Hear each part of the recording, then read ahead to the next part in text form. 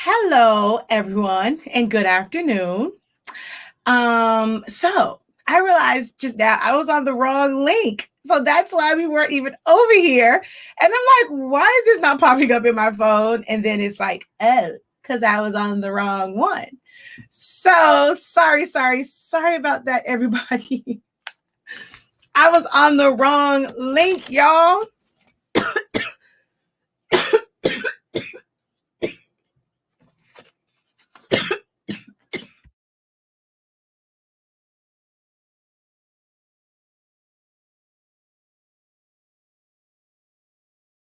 All right, good afternoon and good morning. If you're on Central, Mountain, or Pacific Standard Time, good morning to you. Um, that was so crazy. And I'm like, why did I ask my explosion boxes? I was on the explosion box live, and she's like, "Oh, are we going to adjust that because my title, like the opening screen says print and cut transfers." I'm like, why are you asking about explosion box? And I looked, I'm like, oh, I was trying to move a little too fast, and I clicked on the wrong one. Oh gosh. So somebody said, that's okay. We was wrong with you. Yeah, because there was a few people over there with me, child. Oh, child. So hello again. If you were over on the wrong feed, welcome over here to the right one. And I was like, wait a minute now. Why am I not getting a notification for this shirt live? All right. So again, good afternoon, everybody. It is day 18 of Silaholics Anonymous Craft Month, or Silaholics Anonymous Crafty Business Awareness Month. And today we are going to make shirts with print and cut transfers. I'm going to use a transfer for darks, a transfer for lights, as well as Easy Subli. For Easy Subli, it's going to be just a solid one because I don't have the transfer tape. I thought I purchased some. I don't know where it's at for Easy Subli. So I'm just going to do it as a solid one. A lot of people say they can't get the transfer tape to work anyway.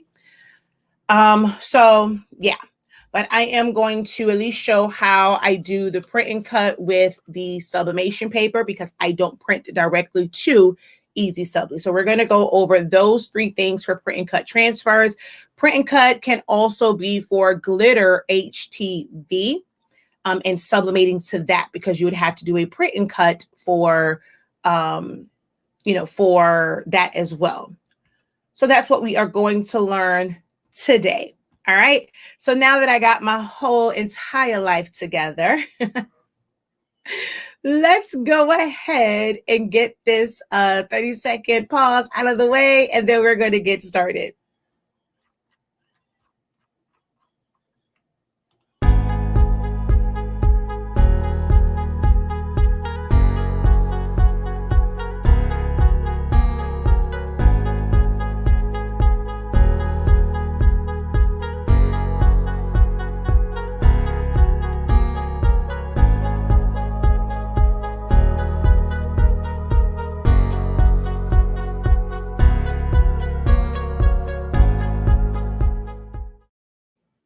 All right, y'all. Hey. Welcome. That was crazy afternoon. It's a crazy way to start this is to be on the wrong channel. All right, everybody. I am Shakia, the professor of Silaholics Anonymous and the product line, Honestly Speaking, where we carry sublimation ink, sublimation paper, pigment ink, chip resetters, cartridges, empty and pre-fill, heat tape. Eventually, it will be, you name it, we got it for all of your print needs. But hey, we are in our first year. We're about to hit a year in like a week. A week or so. We're going to hit a year, really like 2 weeks. But for the most part, when it was like supposed to come out, a year, y'all. So we're still in our humble beginnings and we will have a lot more in store for you guys. But right now on the site, we do have those products available for you to purchase at NT time. If you did not know about our ship out policy, all orders placed by 3 p.m. Eastern Standard Time go out the exact same day. They go out the exact same day as long as they're by 3.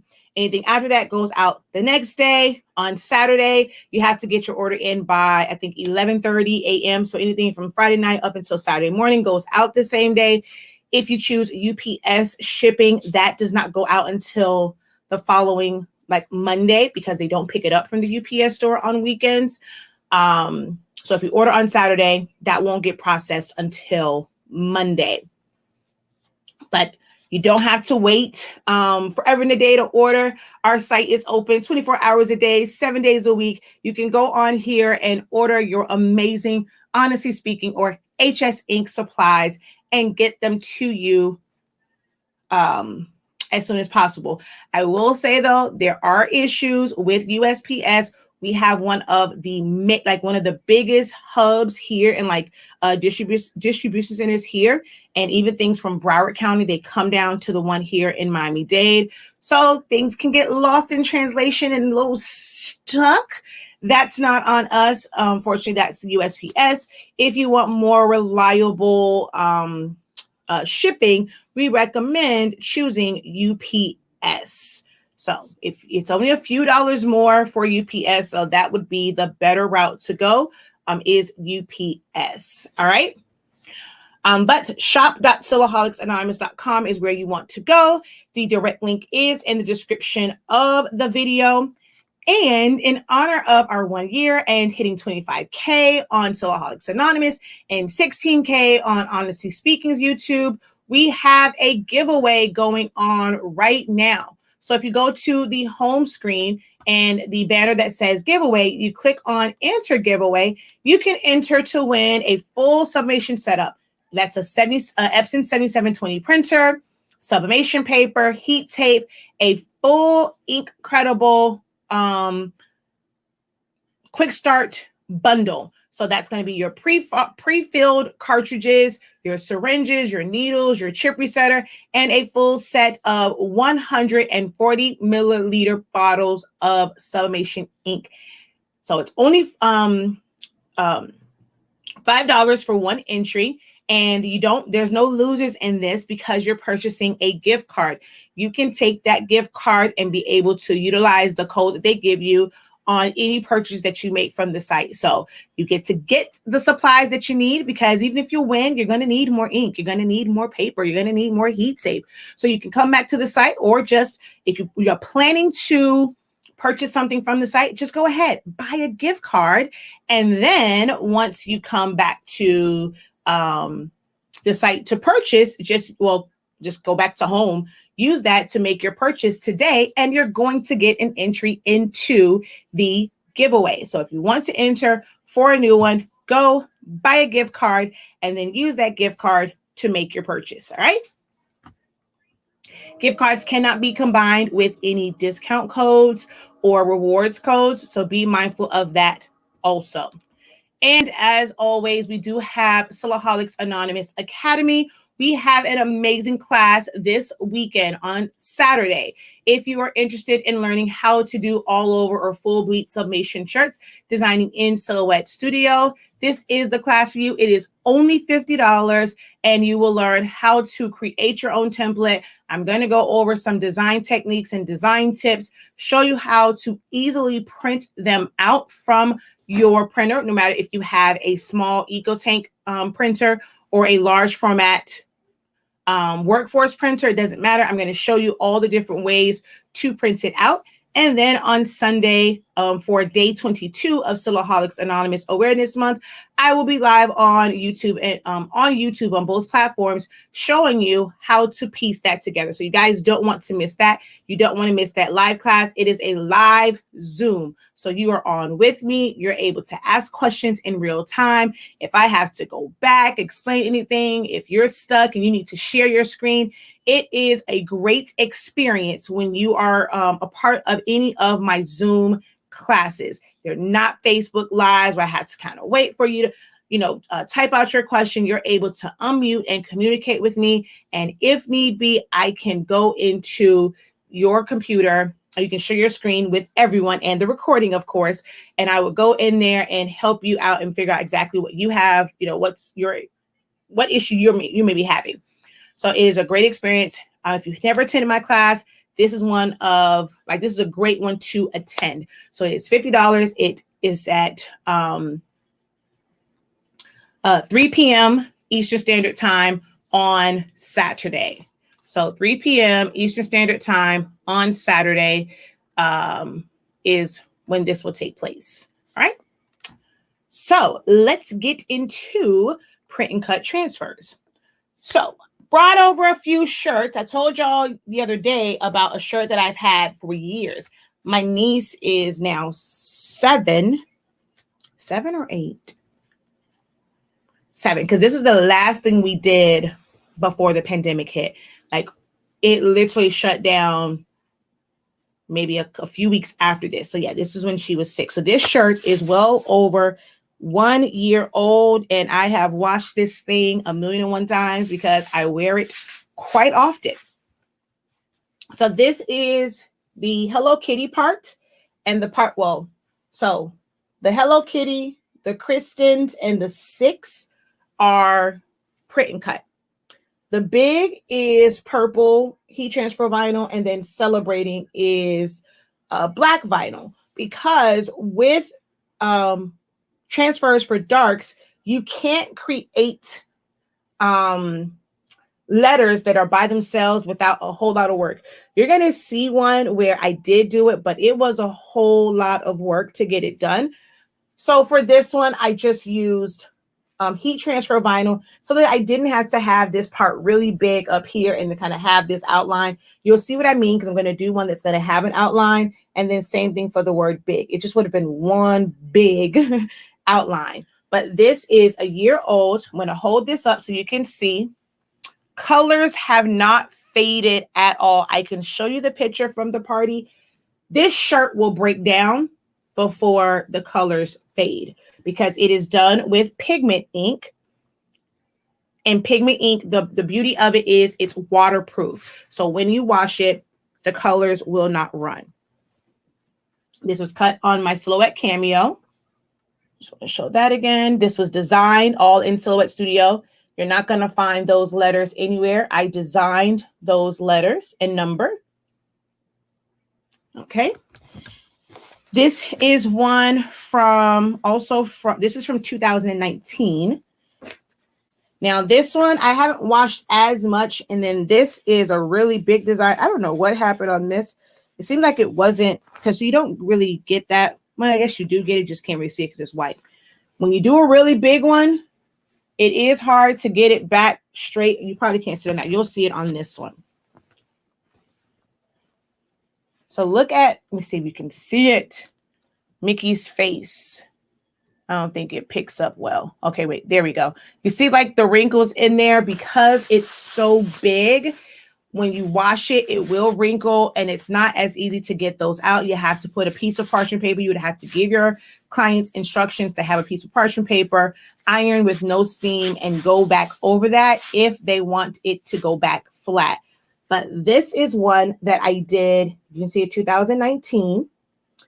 So this is 2 years old, because this was their trip for camp at the end of camp 2 years ago. So this is 2 years old. I haven't washed it as much, but I have worn this one, just around the house, but not as much as my Hello Kitty one. But look, the colors are still amazing. This also was designed in Silhouette Studio.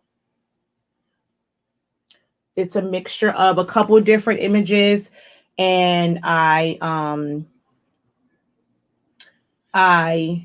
what's what I'm looking for?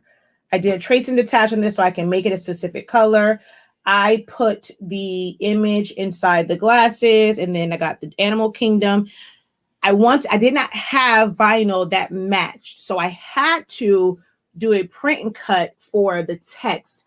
Oh, child, and I tell y'all, this was aggravating to try and get on here. As you can see, I lost some of the color on the family part. Lost a lot of the color there because trying to pick it up with different tapes, it does pull the color off.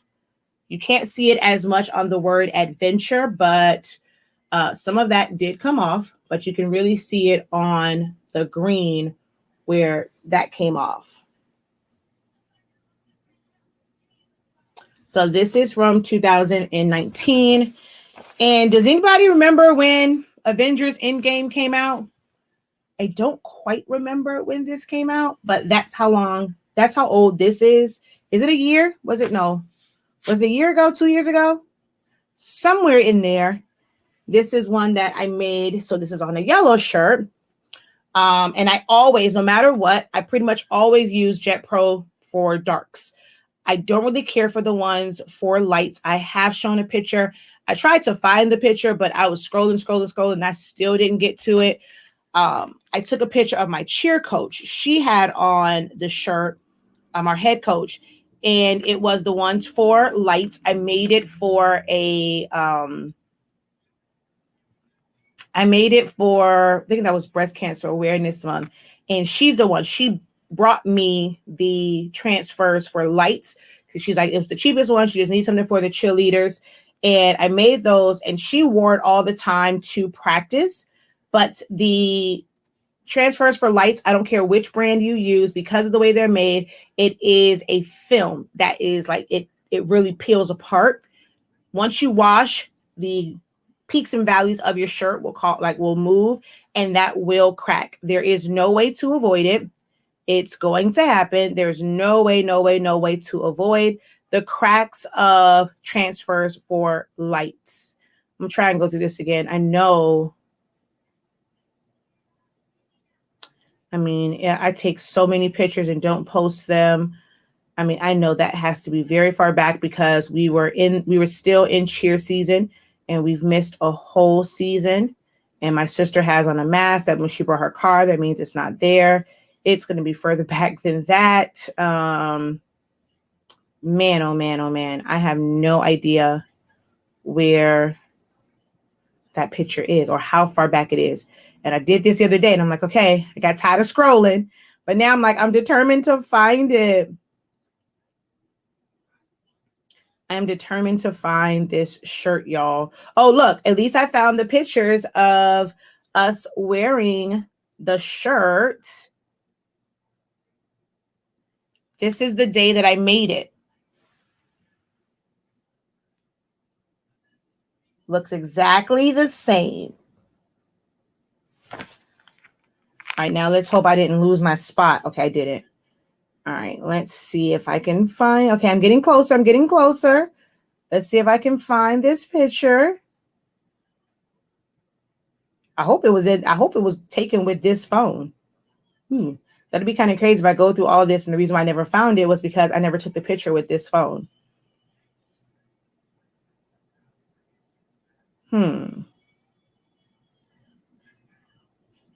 I just want you to see how it cracks, because I'm not going to be able to wash this one, so you're not going to fully see it.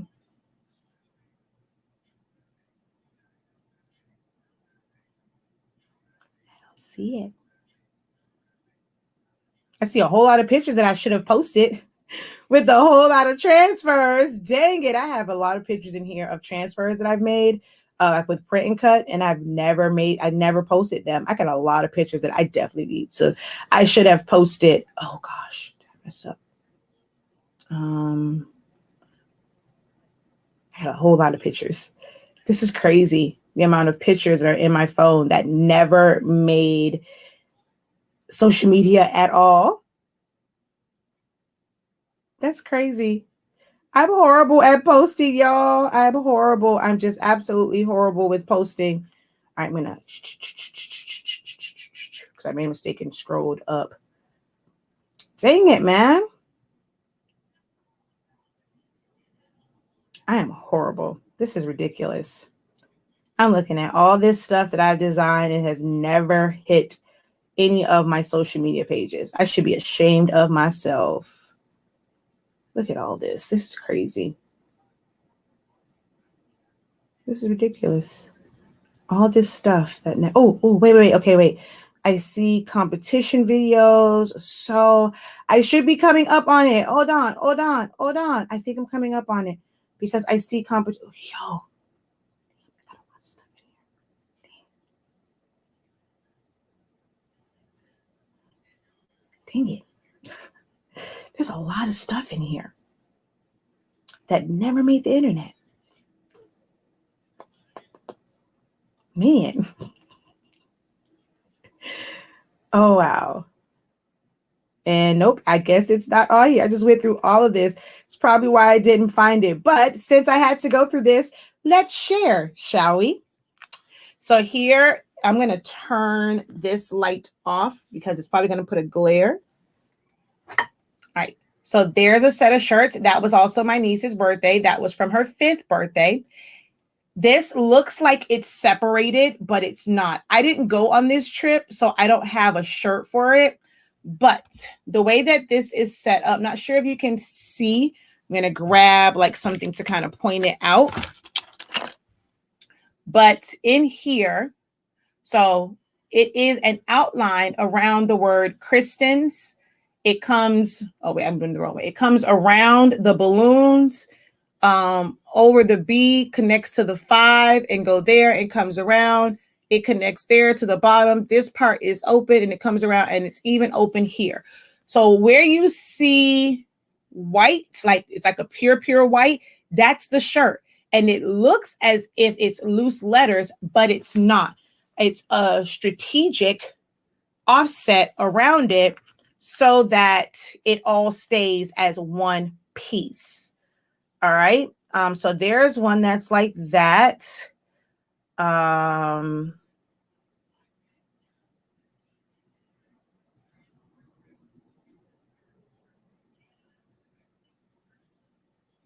just saw some graduation ones that I want to show.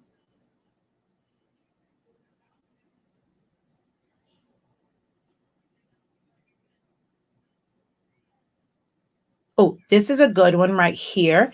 This is also print and cut, but that could potentially be like really huge. So this is the same way. It is set up to where there is a offset around the word cruising. It goes to where it's only around the ropes. And then so in between the rope and the porthole is the actual shirt. So that's not one solid piece.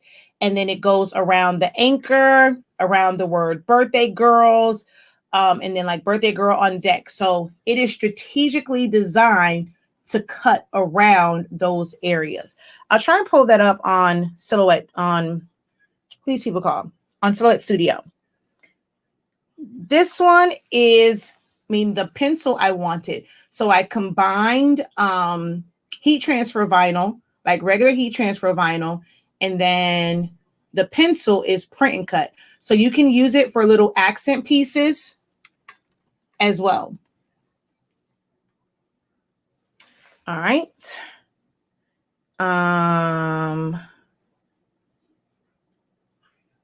Colored shirts. So it's on this Jet Pro 3G on a blue shirt.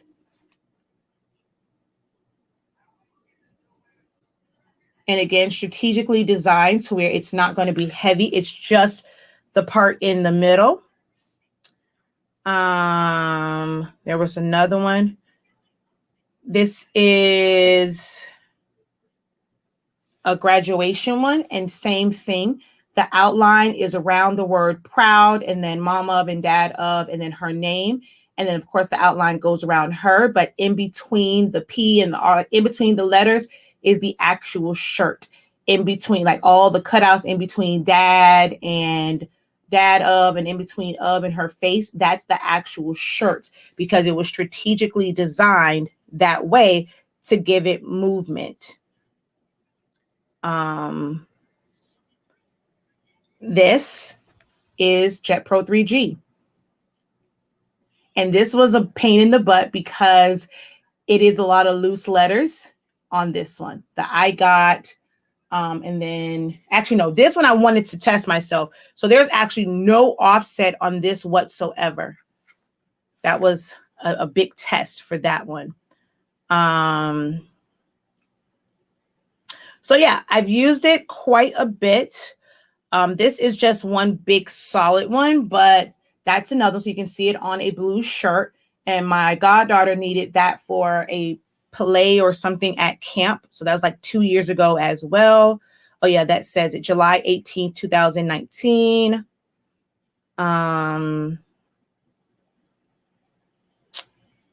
This is print and cut. And where you see white, that is the shirt. That is not a solid design. The shirt is there on those white areas. I think this one's probably a better view.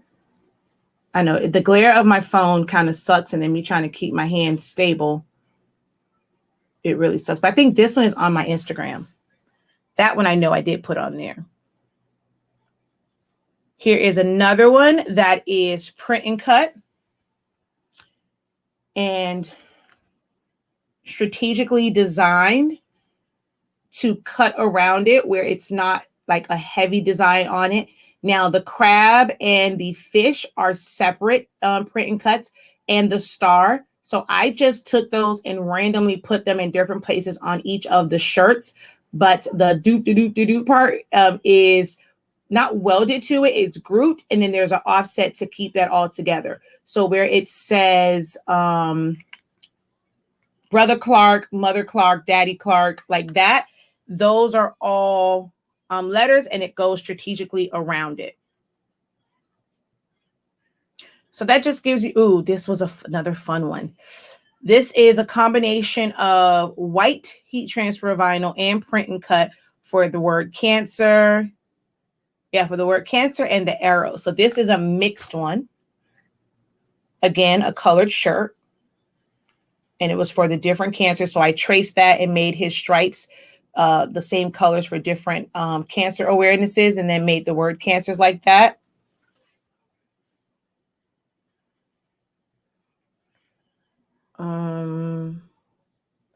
This is a glitter print and cut. So sublimation to glitter.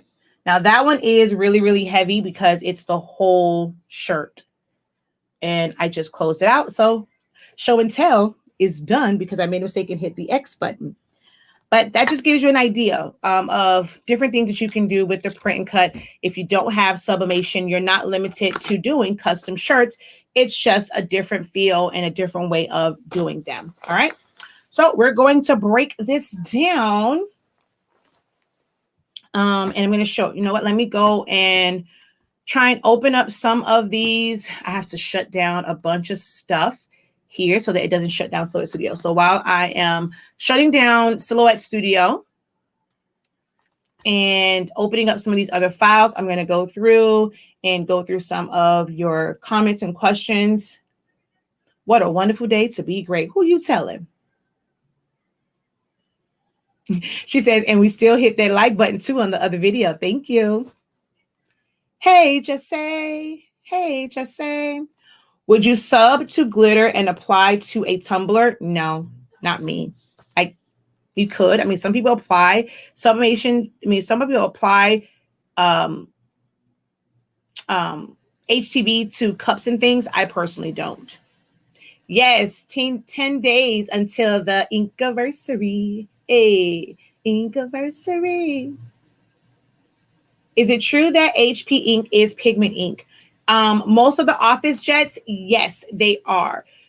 I was looking up something, and if you search like pigment ink printers, it'll tell you that HP office jets are. You cannot purchase refillable inks from it, but a lot of them you are able to get through the ink. What's their Insta ink? And they are pigment. If you ever want to know if the ink that you're using is pigment, run water over it and see if it runs. So those are all Jet Pro 3G opaque. So it's transfers for darks.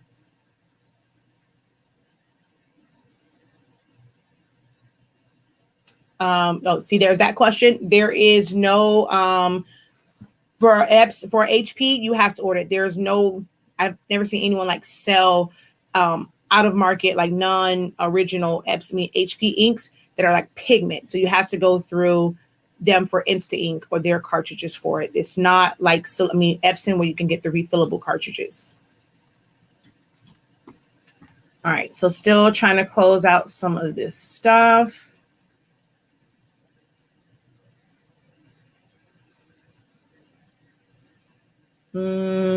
Cancel. File. Save as. Save to hard drive. If you guys have any other questions, Ask me how I know. Feel free to ask them. I'm just trying to go through. I don't want Silhouette Studio. I'm trying to prevent it from shutting down on me. So I'm trying to close out some stuff so I can open up some of these files so you can actually see how they are set up.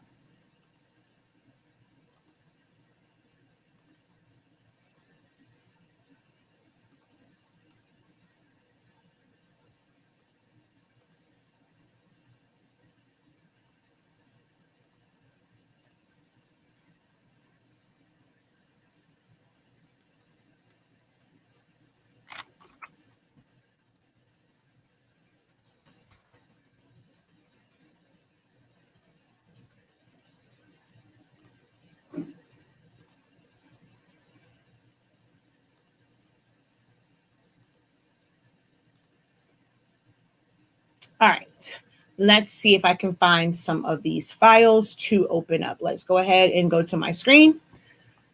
All right, so file, open, and let's go down, down, down, down, down. Okay, so here's Cruising with the birthday girl one. So let's open up that one.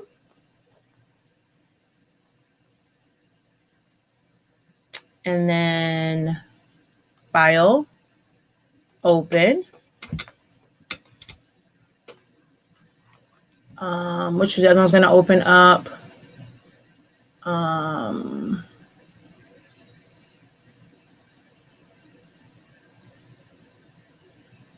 What was the other one I was going to open up? Oh, the one for my niece's birthday. Okay, so that's going to be further down.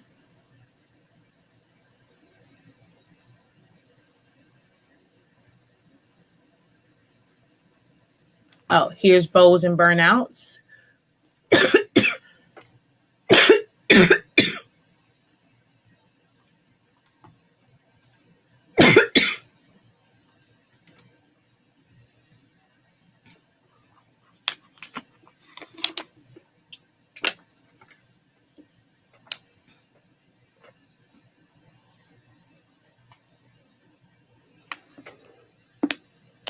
Oh, excuse me.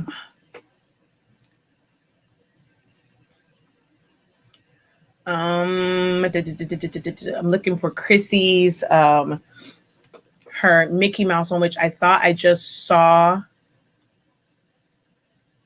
Oh, that's another good one too. The 100 Days, that was a good one. And Chrissy's Birthday Squad, that's the other one I was looking for.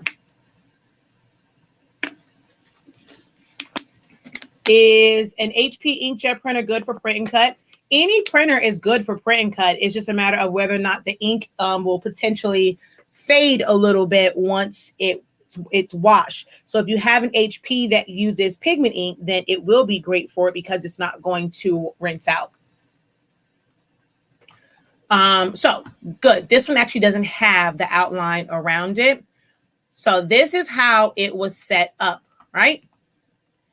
So this is all separated. To get this to cut as one, well, first let me turn my cut lines on because it might be there. Okay, so I turn my line colors on, it's not there. So what you'll do, I'm just going to go ahead and group all of this together. We're going to go over to our offset, and we're going to go offset. And we're going to wait for it to put the offset around it. And we need for it to connect, like everything needs to connect. So we take our offset up until it all connects. And I think on this part, I may have had to ungroup it and bring Chris closer to 10. But for the sake of this tutorial, I'm just going to go up until it all crosses what's going on. There we go. All right, so it's connected there. It's connected. This part doesn't really have to be connected. I need the K to either connect here or I need the S to connect there. I'm just going to go a little bit higher on this just to make sure that my K overlaps with my balloons here.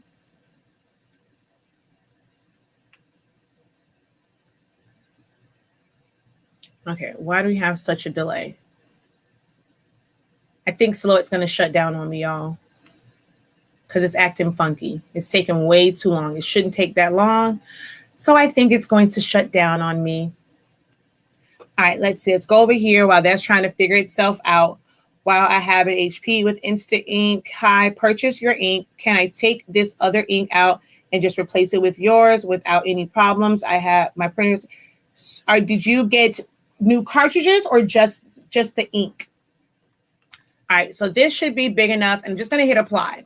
All right. And for now, I'm going to make this a different color just that you can see where everything is. So if I put this here, the K is connected here.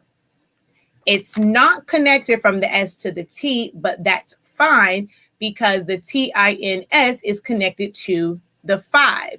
The 5 is connected to birthday. The birthday is connected to squad, and there so forth and so on. So all of it is connected. Now I don't want this part in here to cut. So I would double click, and then all of the edit points within the glove, I delete it. So if I hold down Shift, drag and select, and then delete point. I'm going to grab some more points and delete point.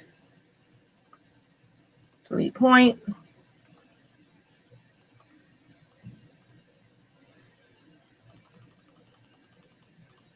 And then little small ones like this, I normally delete too. So that's like that. You don't put any color or you make it white. So when it cuts out, it's going to cut that white area because you're going to tell it to cut edge. So I'm going to pull this down here. When I go to send, it's going to be, so you see all of the cut lines. Once you go cut edge, see, it's only going to cut around the white and it keeps everything together. So that's how that's set up. So let's exit out of that.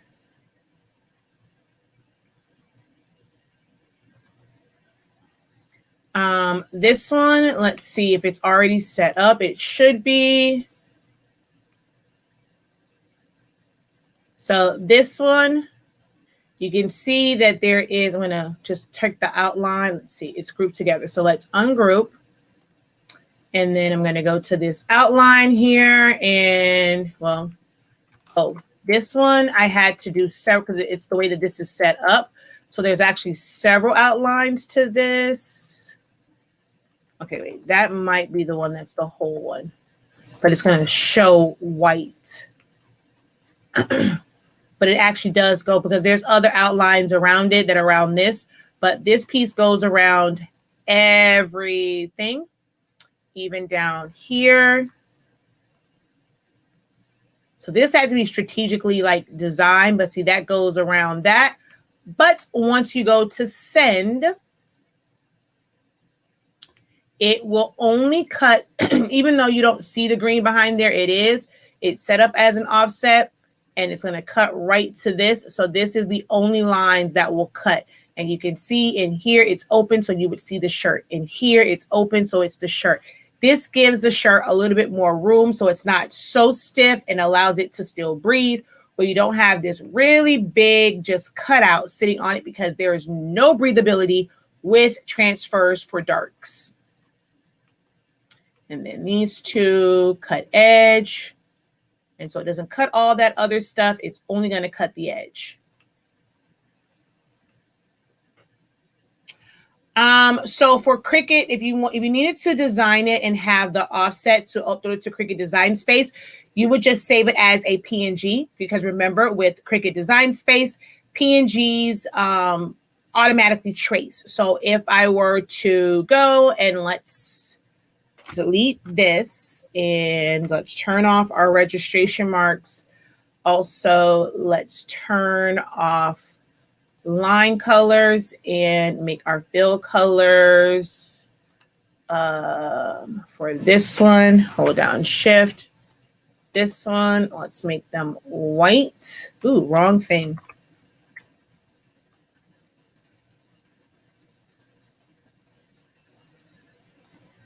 Okay, so they're like that. I would go File, Save As, Save to Hard Drive, and burnouts and bows, PNG for Cricut. Oh, very important part. Let's cancel.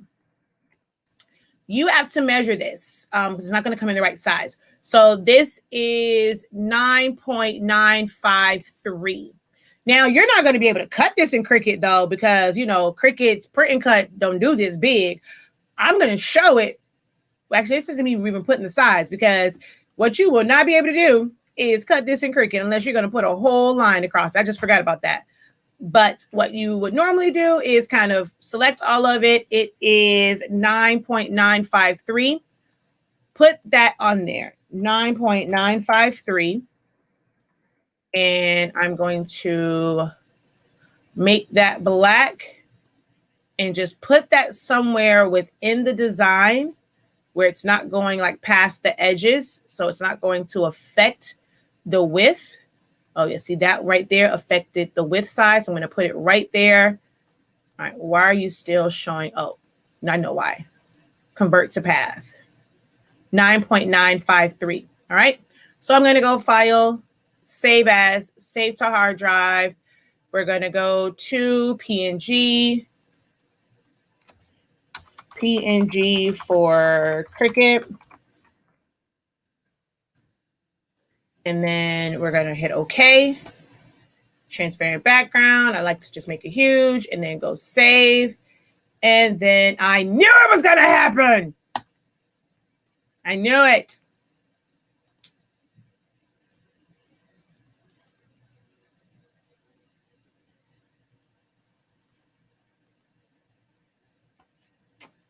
All right, got to wait for that to come back open. Do you have a class for using the points? I just can't seem to get them right. Not a separate dedicated class. It is a part of my academy, but not a separate, like just a class for that. No, I don't.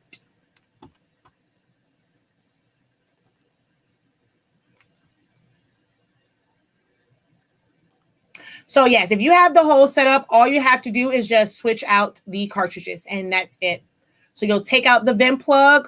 So you'll go to settings, maintenance, ink cartridge replacement. Take out the ones that are in there and make sure you take out the back vent plugs, put them in, do a print head cleaning, and you are set, ready to go.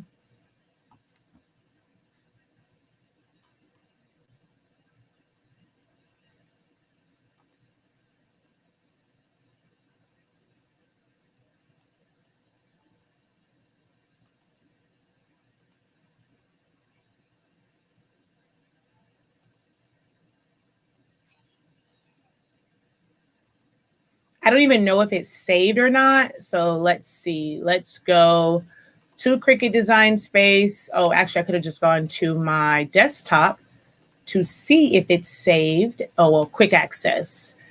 It did not save. So let's come back over here and let's turn off the registration marks.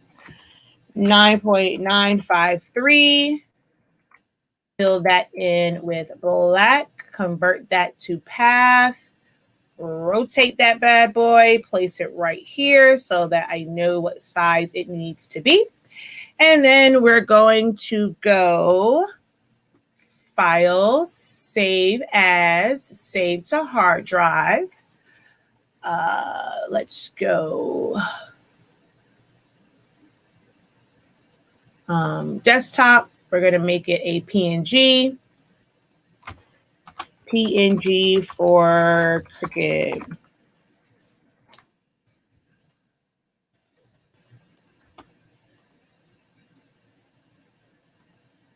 And then new project, upload, browse, quick access. And see, it's there. Complex, continue. You don't have to do anything. It's going to account for that offset already. You're going to hit continue and print, then cut, upload.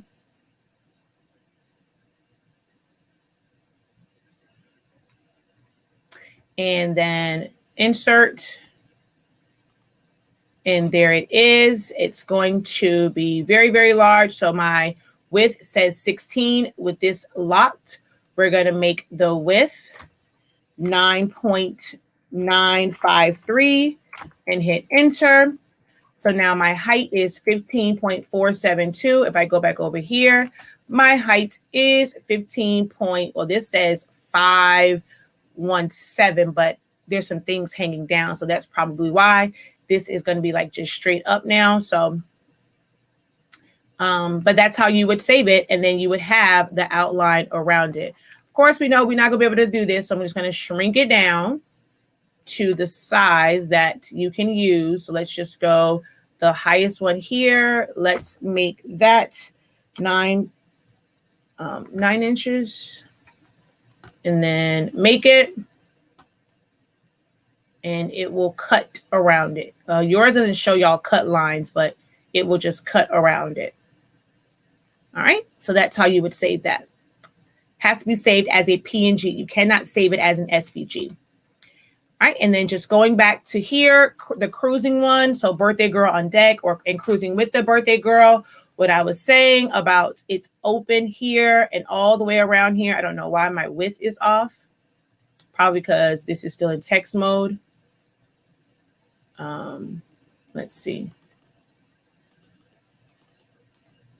Oh, no, I don't know why that's off, but okay. So that would go there, and all of this is open.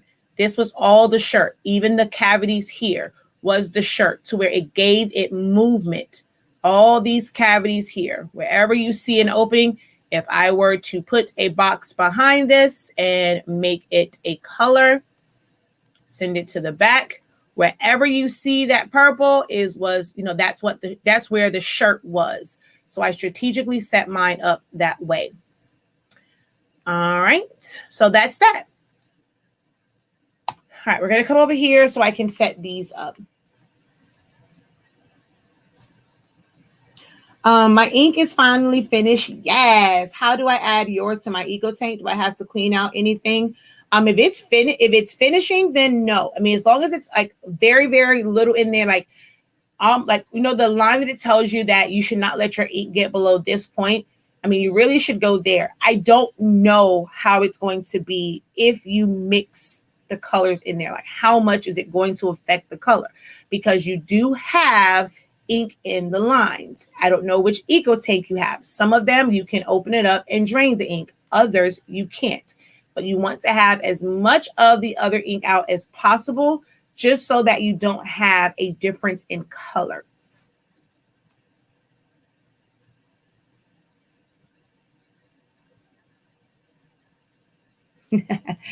At one point, I did have a hashtag that said Cricutaholic, but I'm really not a Cricut enthusiast. But, you know, I try and do a little something. Yeah, the 15,000, you cannot open that and take out anything. So, yeah, you kind of just have to try and use up as much as possible. Where can I go to bring up recovered documents? I closed it. Wait, I closed it when it comes up. They wanted to open and I couldn't find it. So you go to File, Open Recovered, and it's going to be over here.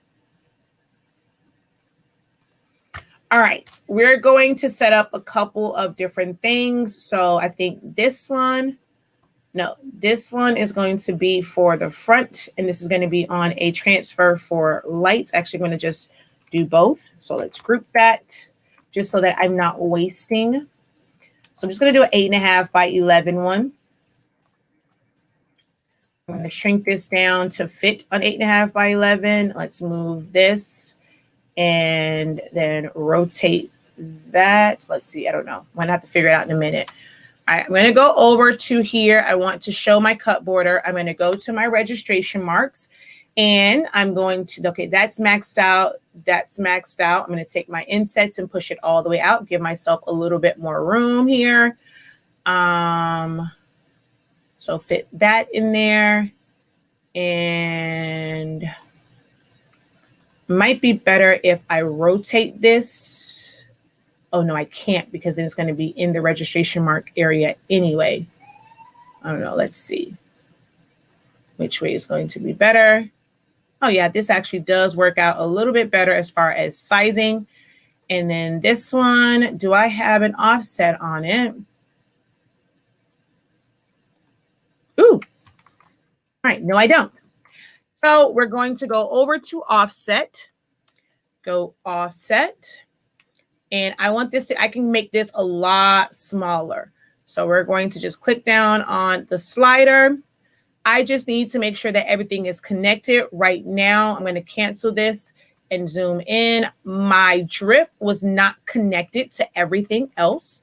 So at that particular number, so if I just kind of click down here, it actually right here, it's overlapping. That would work. If I go any lower, my drip is not connected. Now that wouldn't necessarily be a bad thing because I can do just the drip and then I can have this part. But then the word the is also not connected. Ink is not connected to this, but all of this is connected. So I'm just going to take this up. So everything is actually now connected except the word the. I would have to do that by itself. Why do you keep going to 50? I want it to go to 55. And then enter. Just so that I have a little bit of overlap. And then I'm going to hit apply. And I don't want any of the little small parts in here. So I'm going to double click and highlight those areas and hit delete point, and delete point. I think I'll let the C one stay in that one. So now this is ready to cut out. For transfers for lights, they are like sublimation. You have to print them in reverse, but you cannot print mirrored. You have to flip, which I did all of that and it's still going to be now messed up. You got to flip your design. So I'm going to try and flip it vertically so it stays like that. And then flip this one horizontally so that it, oops, nope, undo. Let's group it all together and flip this horizontally and then move this over. So that works. So when I go to print, file, print, I'm going to send this to my 7840 because that's my regular printer. I'm going to go preferences. And for print and cuts, this is regular ink, not sublimation. I use premium matte. So I'm going to go cassette 1, 8.5 by 11, presentation paper matte, standard, nothing here, can't do quiet mode, more options. It's always the same for me for everything that I print, custom, advanced, color controls, Adobe RGB, 1.8, okay. Do not have anything mirrored here. You don't want it to be mirrored at all. And then maintenance, I always have my thick paper and envelope selected. So I would hit OK. OK, which there was also a preset for it, but I'm just going to print this out. And I'm going to send this to print. And I need to put my paper in there. It goes, of course, print side down.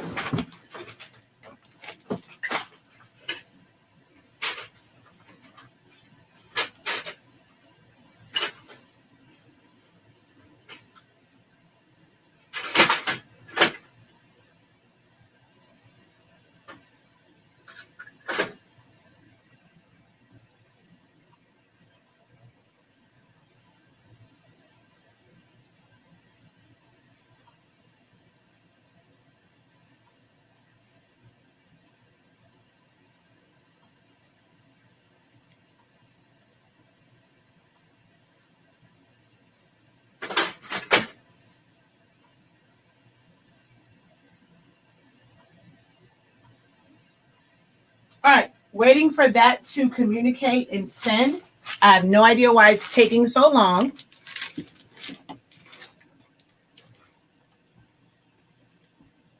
Error printing. Printer cannot print this document. Why?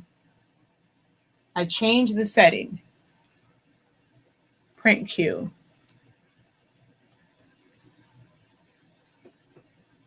What the heck? Yes, it's turned on. It said ready. I don't know. That printer gets on my nerves. Yes, you mirror in the design. You don't mirror your print settings. For transfers for lights, you have to mirror it, but in the in the design phase, not the print phase. If you do it in the print phase, your registration marks will also flip and it will never register because the registration marks are going to be in the wrong area. Okay, so let's see what's going on here. File, print. Now you want to say offline. Oh my gosh, you so suck. Hold on.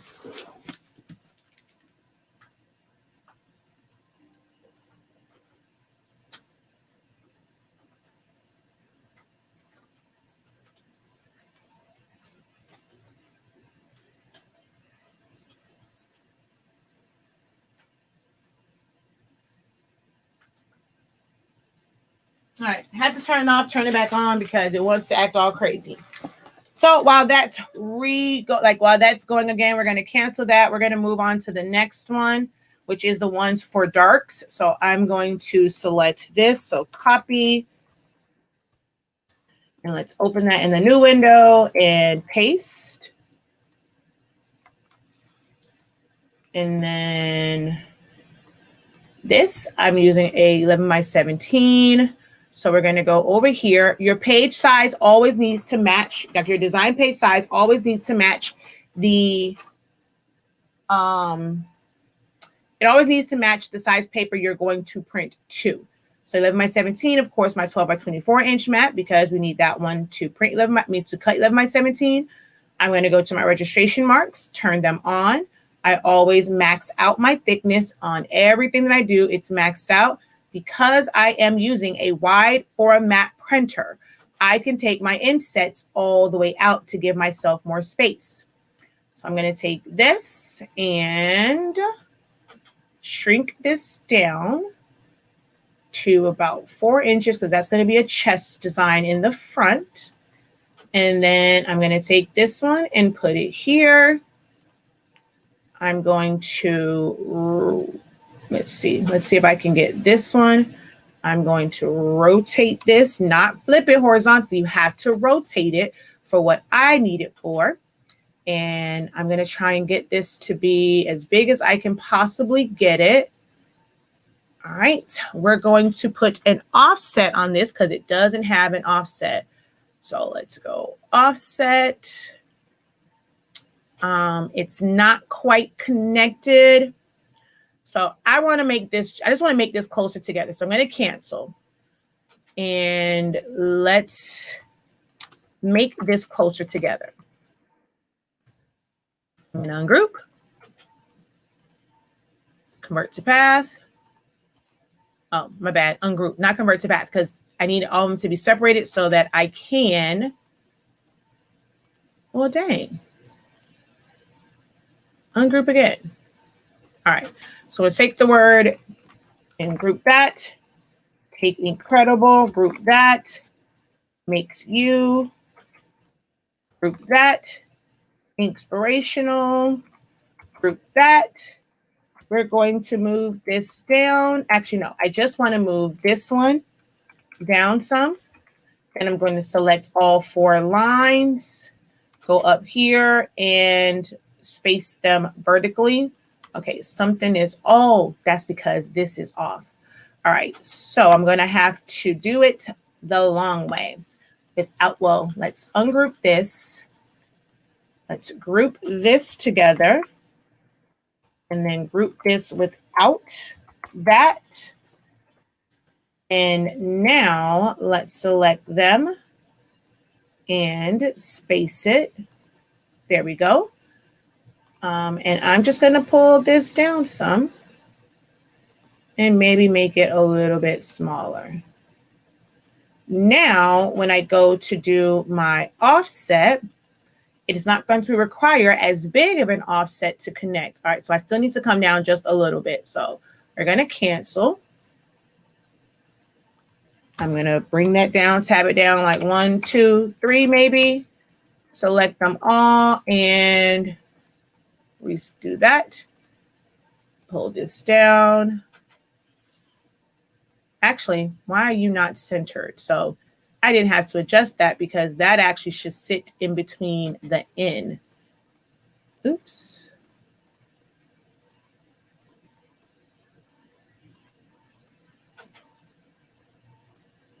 All right.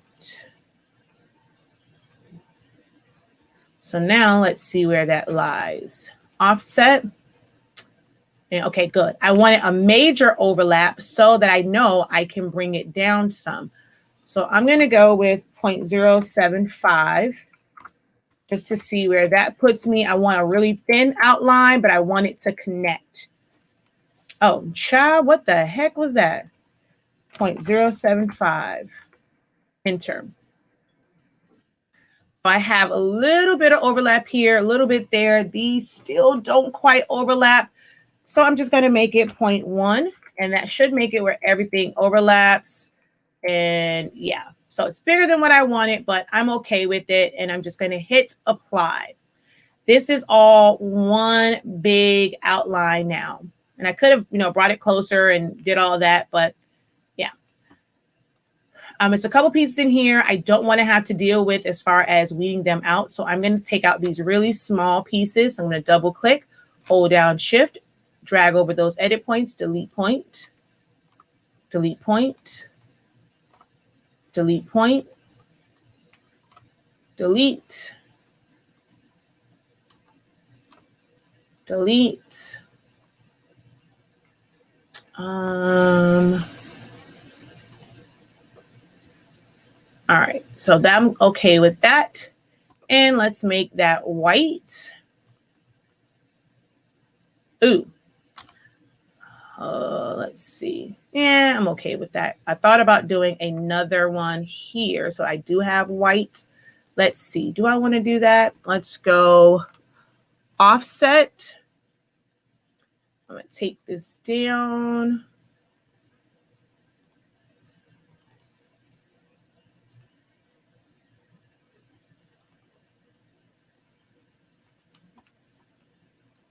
Apply, group. Let's see. White. No line color. Nah, I don't like the outline around it. So we're going to delete it.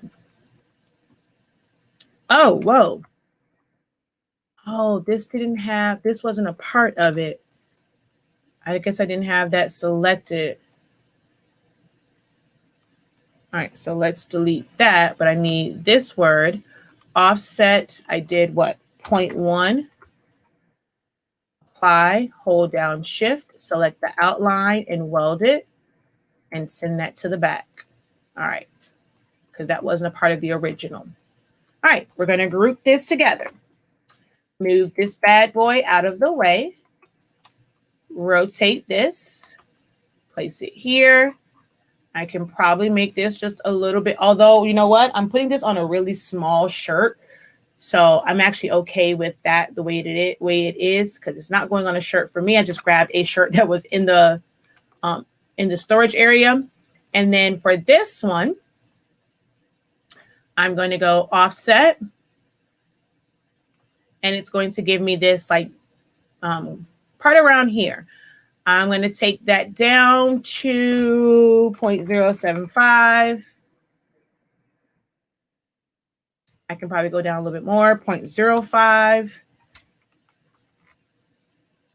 I just need everything to overlap. So that's too small.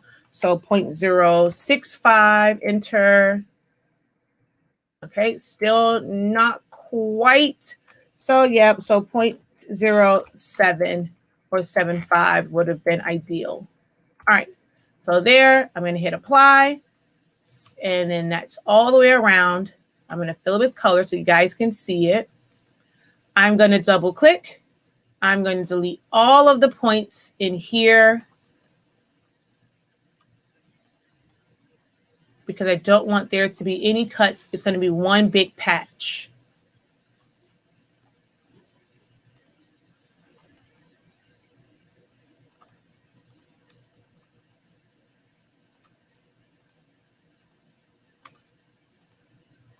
And there's none up there.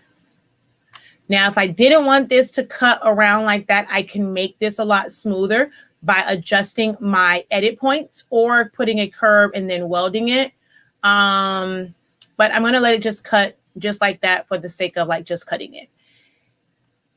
And now I'm going to just move this up and over. Okay, and let's not forget to make this white.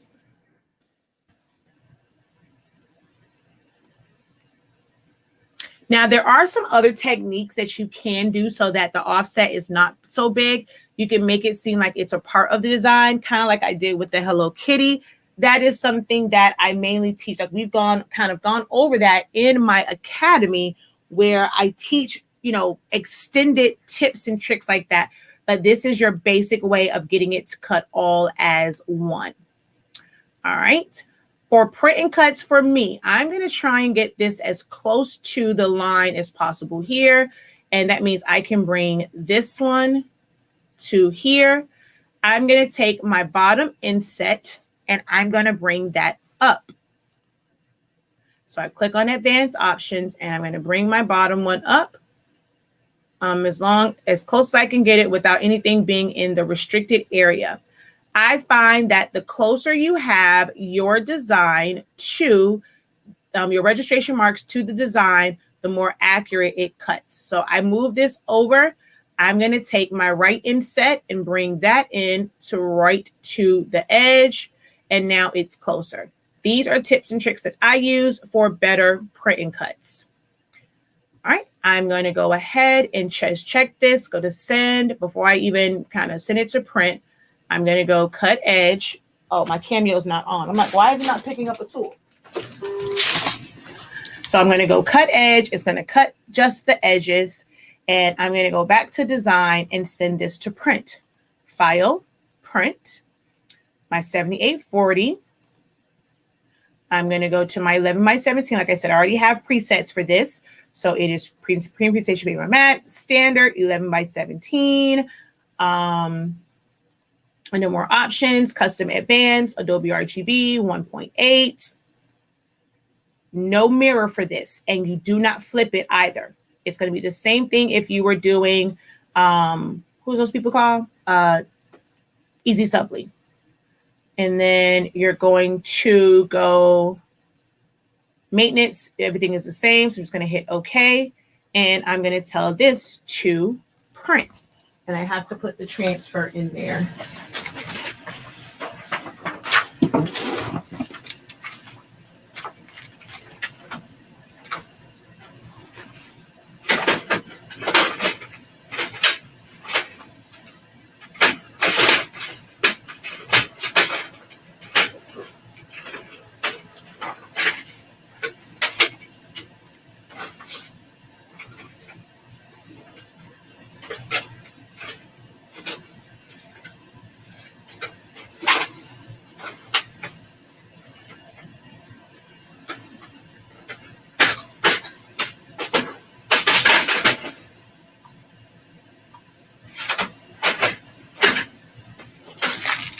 Okay, one of the things I hate about the 7840 is that whenever I do premium matte, it automatically sends it to the rear feed. I cannot reach my rear feed.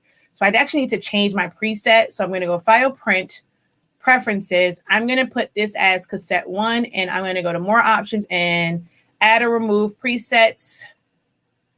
And I'm going to resave that so it automatically goes to Tray 1 because it keeps wanting to go to the rear feed, and that's driving me nuts. So I cancel that one. I'm going to hit OK and then print. And then now it should print to the top tray. All right. So there's that one. And then I'm going to do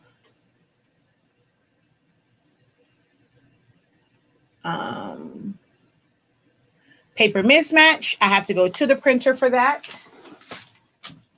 I hit done, the bottom option, and print. The paper's already in there, so it's going to print.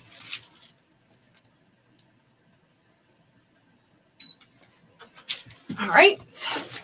And let's see, for this Easy Subli,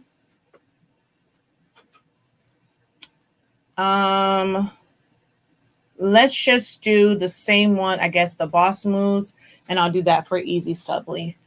And I need to send that to print. So let's go copy. And, oh no, I knew what I was going to do for that. So let's go here and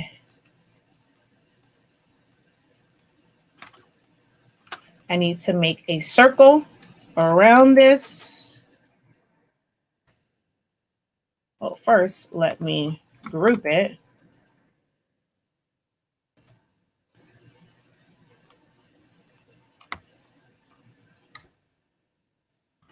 Select them both and center them. I need to go back a little bit larger to be on the other side of that. And then I'm going to go to offset, make that just a tad bit bigger.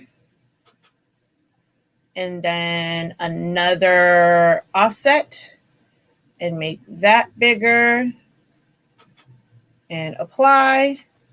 That is going to be white. Send that to the back. And then my middle two here, I'm going to make it a compound path. And I want to utilize the green.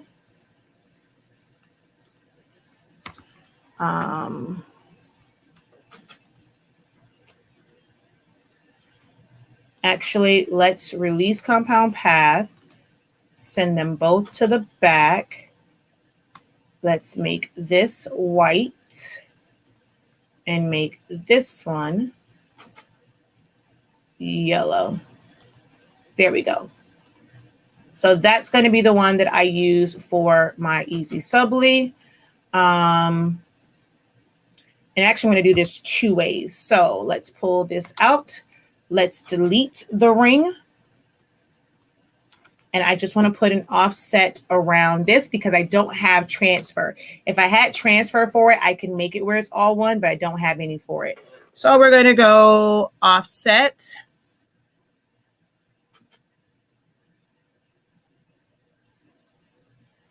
It's a lot to this, so it's going to take a little minute. And everything looks to be connected like this. So I'm just going to hit apply.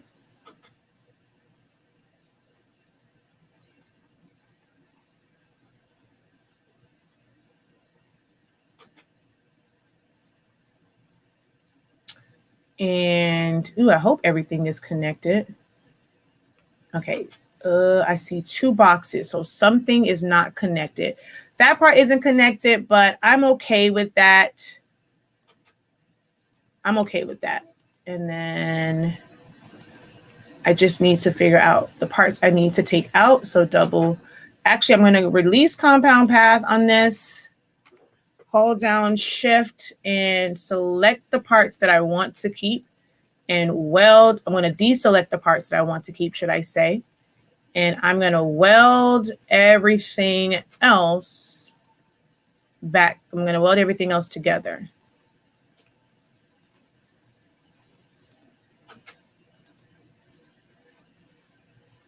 All right.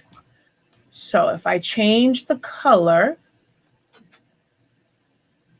all right, I see the areas. All right, I'm okay with that. And oh, wait, I need this one right here. So I'm going to weld all those other pieces, drag and select over this entire thing, hold down shift, select them. Oh, wait, please tell me. Okay, yeah, he is grouped together.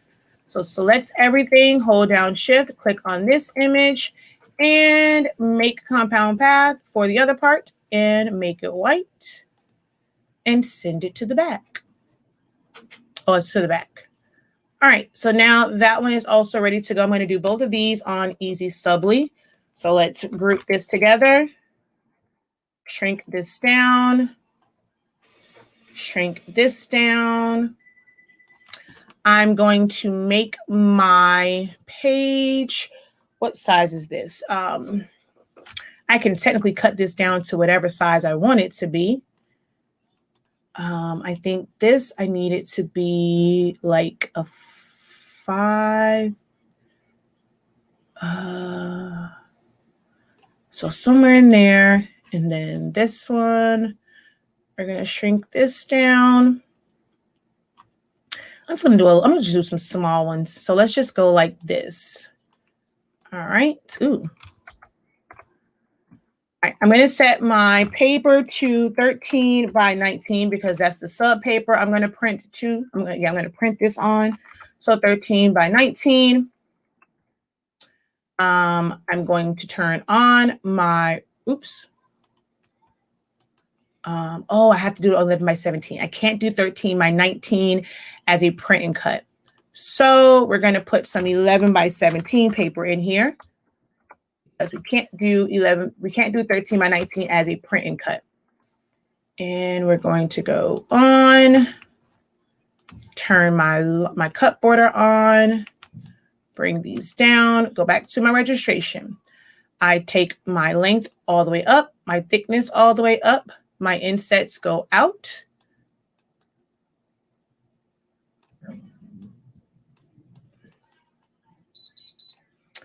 All right, for this one, I've done this in a video. Oh, come on. I've done this in a video before.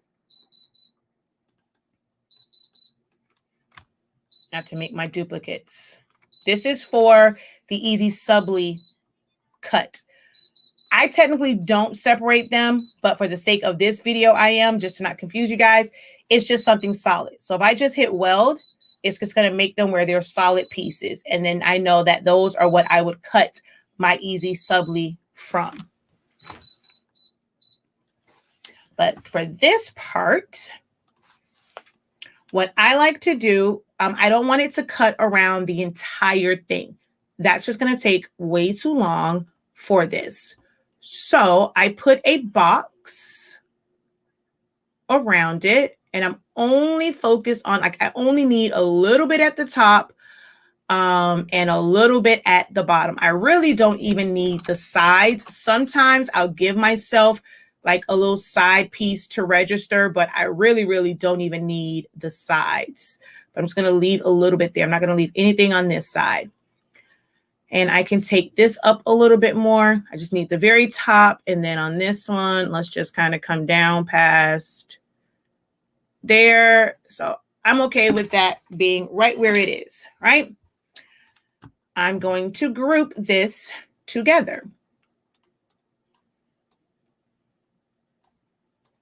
This one, I don't care if it cuts the whole thing. So we're going to go like that. To move my insets all the way up. That's as far as it will go, right? Even though I'm doing 11 by 17 paper, I'm going to print to 11 by 17 paper. Here is a premium trick for y'all. I'm going to go to my settings, and where it says 17, I'm going to slide that down until my registration marks are closer to my design. So 11.5, let's go 10. All right, that's too much. So let's just go 11 by 11. All right, so that works right there, just so that my registration mark is closer to my design area. And I'm going to send that to print on my sublimation printer. This needs to be reversed. It's just like the transfers for lights.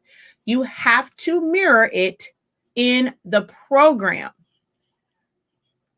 I mean, in your design, not in your print settings. So now when I go to print, file, print, I'm going to go to, oops, wrong one. I'm going to go to my sublimation printer, preferences. I'm going to go to my 11 by, I'm going to just go here. So I'm going to change this to 11 by 17, even though it is 13, you know, it's set smaller. I'm still going to choose tabloid for 11 by 17. Plain paper, more settings, quiet mode on, nothing here, more options. Technically, it's on mirror and like high, Adobe RGB. My maintenance is like -10 for density. Okay. I'm going to save this because I don't have this one saved. So I'm going to go add a save presets, and I'm going to go new 11 by, new 11 by 17, sub mirror on, save. I'm going to move that up to the top. with the rest of them.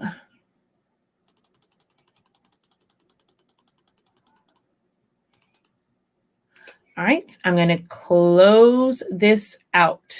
Wait, did I save it? I don't know. Overwrite, yes. All right, so I'm going to close it. I'm going to go no mirror. I'm going to go back to add or remove presets. I'm going to click on the one that says mirror on, and I'm going to type in mirror off and change the icon and then save it and move that up to the top also.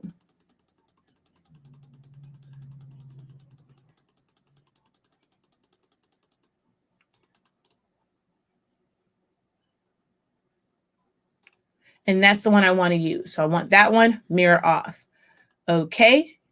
And then I'm going to send it to print. I have to put some 11 by 17 paper in there, which means I may have to have even bring me some 11 by 17 paper.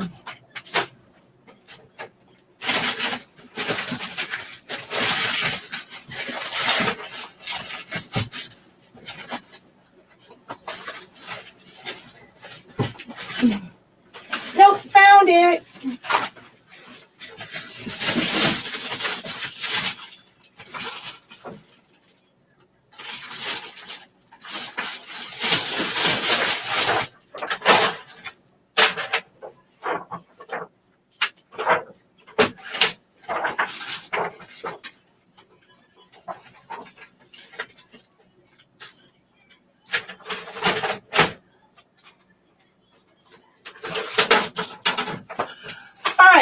That is going. So now it's time to cut everything out.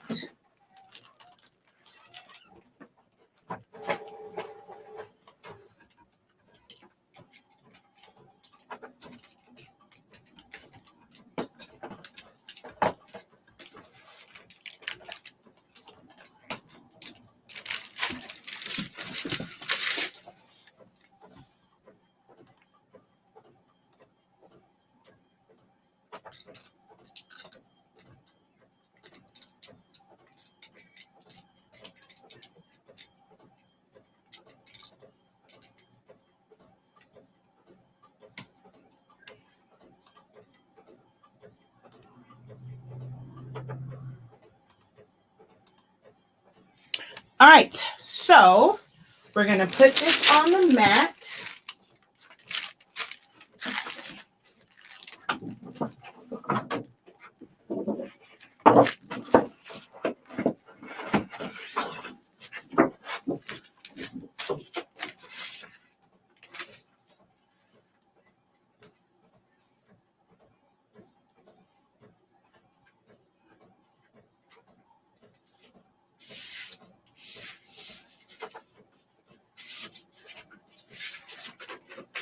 Load this in.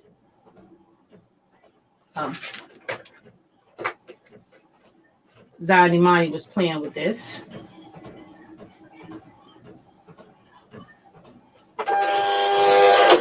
I'm using the ratchet blade, so I do have to check this. This is at a 4. That's fine. I'm going to have to probably adjust it again for the other, the ones for lights, but that's fine. I'm going to lock that in place. And I'm going to send it to cut. So I'm going to go back to the original one. So let's see, that would be this one. We're going to go to send. It's set to cut edge. I want this to cut all the way through. Transfers for lights, you want them to cut all the way through when you're doing a print and cut. So I'm going to go 4. I'm going to take this up to like 20, 24 speed. I want it to go a bit faster so it doesn't like snag it. And I don't know, I'm going to do 2 passes because I have it on the 4 instead of a 5, but I want that to be like a middle ground so I can cut my easy subli as well. So we're going to go, oh, I see something that I don't want to cut. I'm going to go back to design, ungroup, double click, There's a couple of really small areas here. I saw them. I don't want those to cut because they're just going to cause problems. I think that was the only one I saw. All right, go back to send. Looking for any weird red lines, red dots. Okay, nope, we're good. All right, we're going to go and send.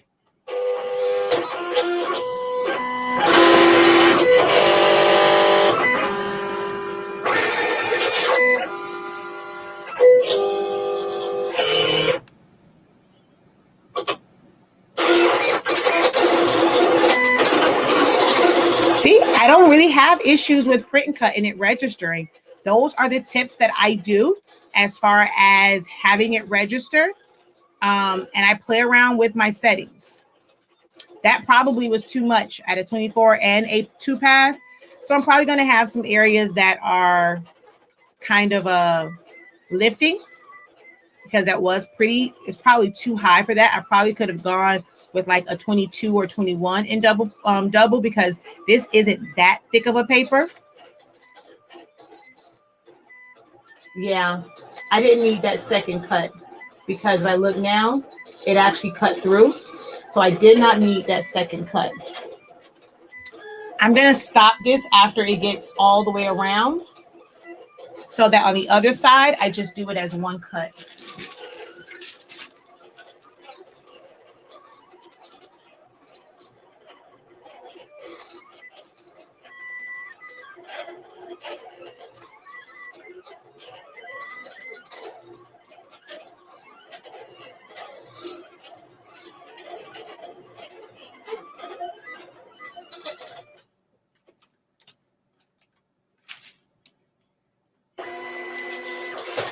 All right, I'm going to load this back in.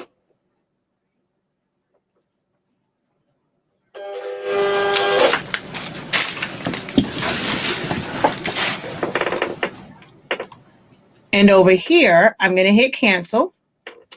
I'm going to select this part. I'm actually going to select everything that's here. And I'm going to go no cut. And then I'm going to click here and go cut edge. It's syncing, it's ready. So now I'm going to take off of the 2 passes and just go send.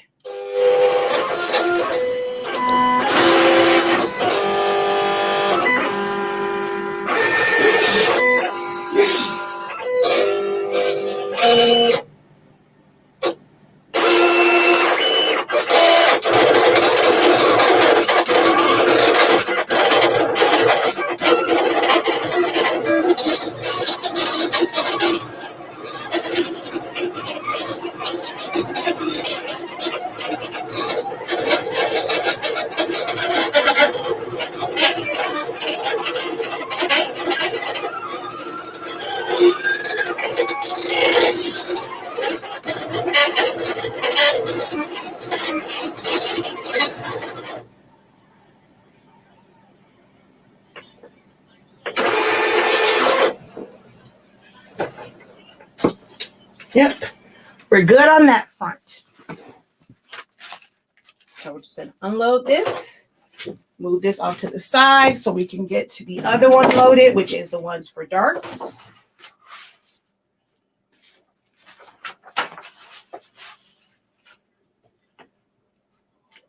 This mat is not super sticky, so I'm going to have to use some tape to aid it in sticking.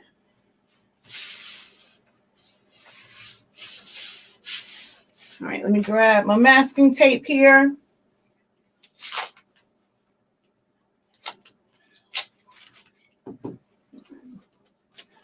Put that on that end. The bottom of this one. Over here on the side. And a little bit at the top. All right. We're going to load this one in. Oh, let's kind of tilt this a little bit here.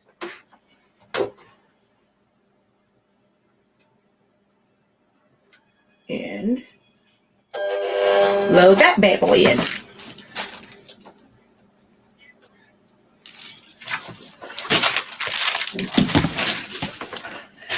All right, let's go back to here. Go to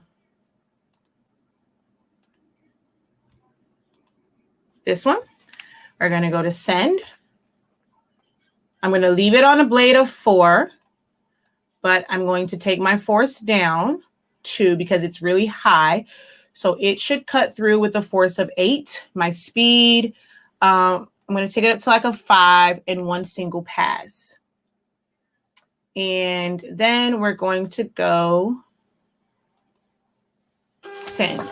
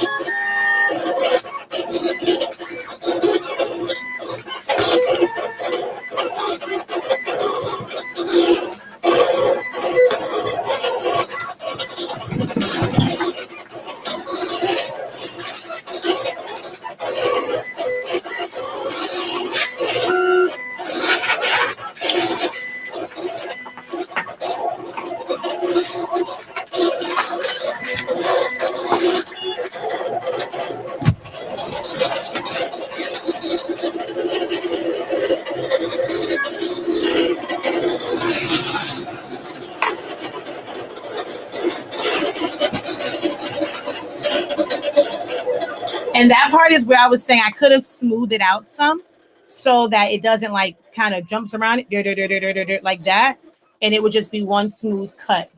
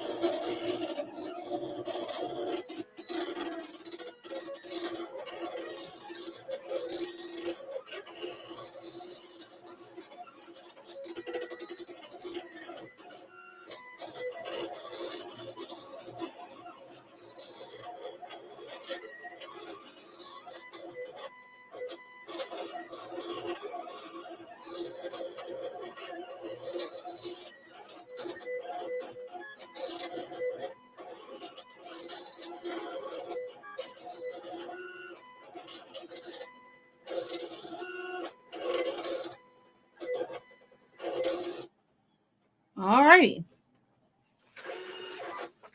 That one is done. All right, we're going to unload this. Oh, shoot, I should, well, oh, I actually cut too deep. I actually could have gone, it's on a 4. I actually probably could have gone to like a force of like 7 or 6 because I had my blade. Normally I cut this on like same way like my vinyl. So let me just make sure. I got to get used to this weeding pen.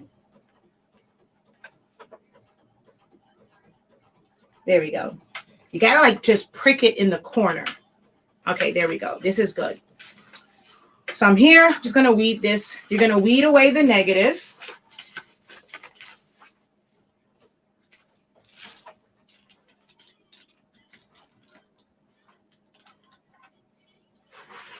So we're just going to weed all of this away.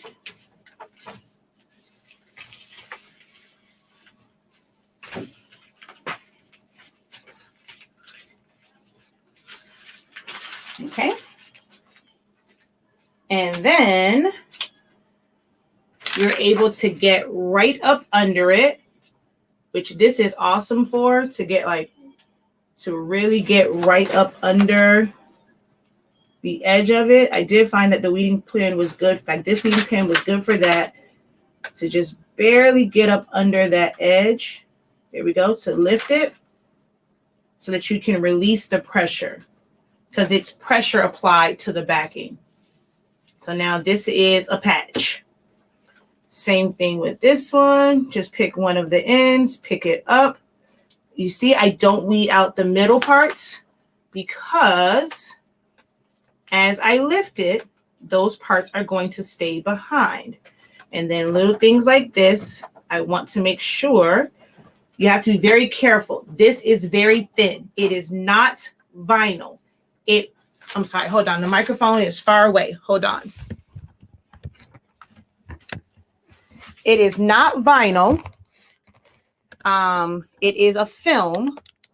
So it will break and rip very easily. So you have to be extremely careful in how you're pulling it up when there's like curves or inside pieces.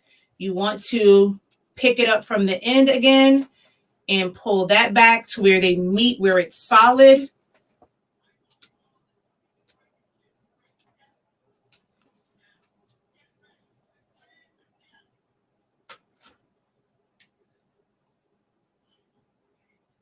Here we go.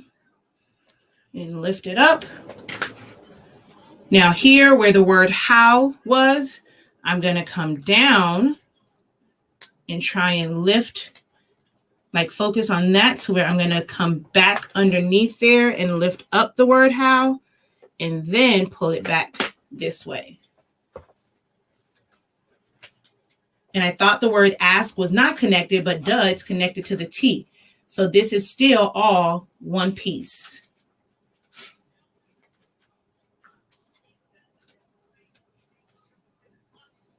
All right, so this E.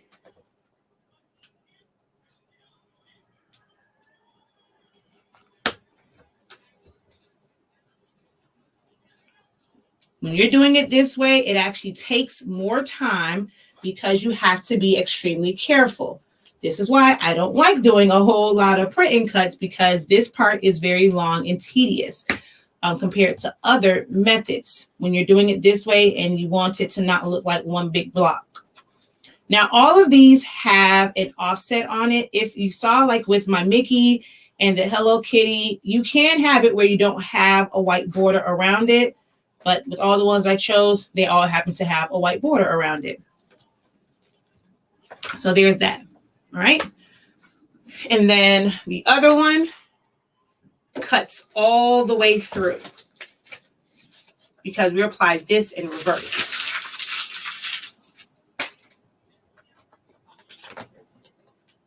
The is separated, and we'll just put that down. I'm going to leave that on there because y'all know I'll lose something in a heartbeat. And then we're going to lift this up, and it's like that. And we're going to put that down so I can put this off to the side with this one. And now we're going to cut our sublimation piece for our easy subli, and then we'll cut our easy subli. So I had to redo this twice because it pulled in kind of weird and my registration mark was up too high. If you notice the distance here, I know that that's wrong. And then you look at the distance here, this is where it should be. And I noticed that. So I reprinted it over. This is the side that I need to cut. And even though that's down there, my machine is never going to even look down there because I made my registration marks come all the way up.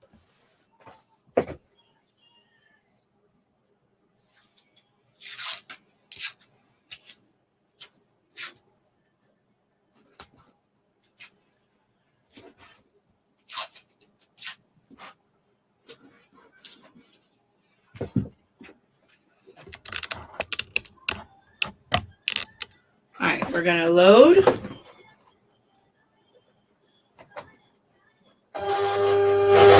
And then we're going to cut this all the way through. This is paper. I actually might be okay with the 4. It cut through the other one, so I might be okay with leaving it on a 4 and cutting through this at 24, like I did the transfer for lights. So let's go back over to Silhouette Studio and go to here, send.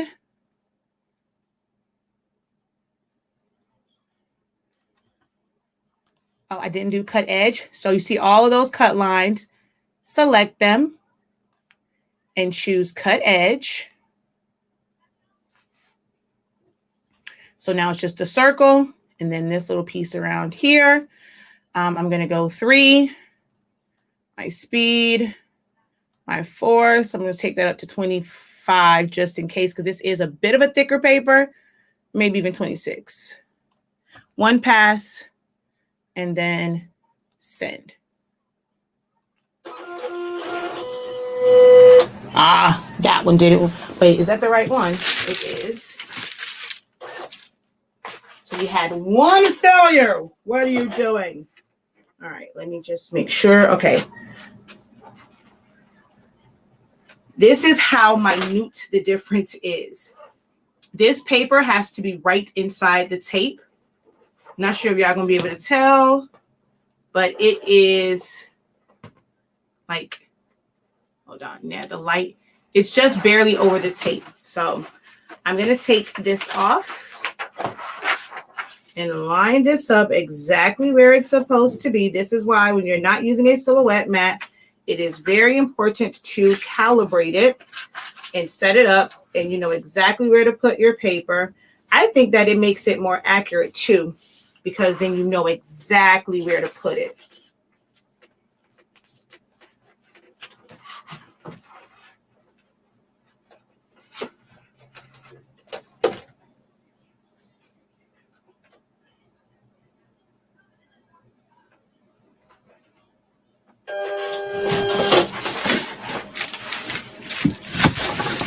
All right, I'm just going to go register again.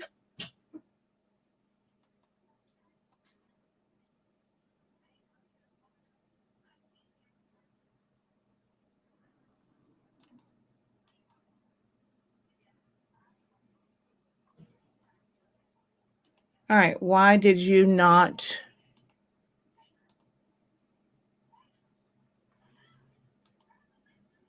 All right, why did you not go register? Hold on. Why are you not giving me the option to click? It says registration failed. I know that. But if I hit send, it's sending it to the queue. Normally it would say register here again, because you can't click there. Why are you not giving me the option to register? All right, so let's just, all right, exit out. Oh, there it was. It was up there for resume. My bad.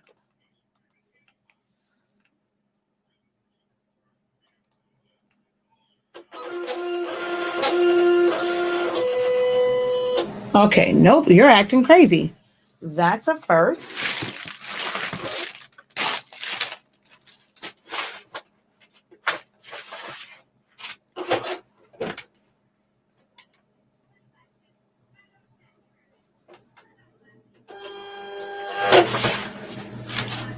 Duh, register. I was tripping, y'all. As much as I do this, register was right here.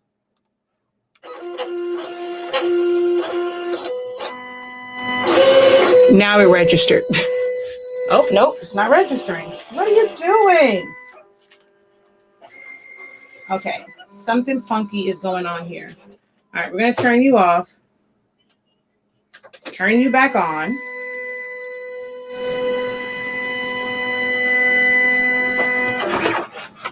Because it is acting mighty funky. And let's exit out.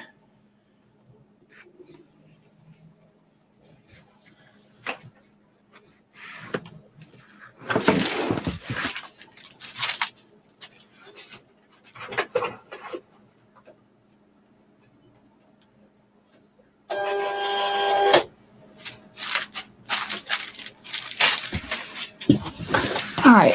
Oh, it's trying to reconnect. So I was trying to reconnect. Not sure if I missed that part. What type of light and dark print and cut brand is your go-to? I don't really use the ones for lights. I just so happen to have this. It's a no name. It just comes from Florida Flex. I don't have a go-to because I don't prefer to use them. The only time I have ones for lights is a client brought them to me. I do not purchase any transfers for lights. For darks, I use Jet Pro 3G. I've also used Avery and Jolie, but Jet Pro 3G comes in 11 by 17. And that's pretty much my go-to because I'm always like, I can cut that down compared to the other ones where they only come 8.5 by 11. Okay, what the heck is going on here? All right, I don't know why that's acting up. There's only one Jet Pro. So it's Jet Pro 3. Oh, no, there's a Jet Pro 2. I use Jet Pro 3G Opaque. I've never used that other one. I'm told that that color fades over time. So I only use Jet Pro 3G Opaque. Because I think there's one called like Jet 2. All right, now, what's wrong with you? I'm about to switch you out for the 2. That's what you're about to do. You're about to get switched out for the 2. Because you are bugging. I'm going to try and print it one more time to see if that was the issue. Actually, I'm not even going to print it. I'm just going to cut around it because it's acting crazy.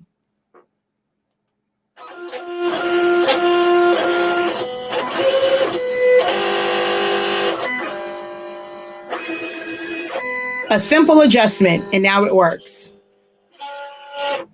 Just made sure that it was on the line. I just unplugged it, really. Oh, no. It's wrong. It's definitely off.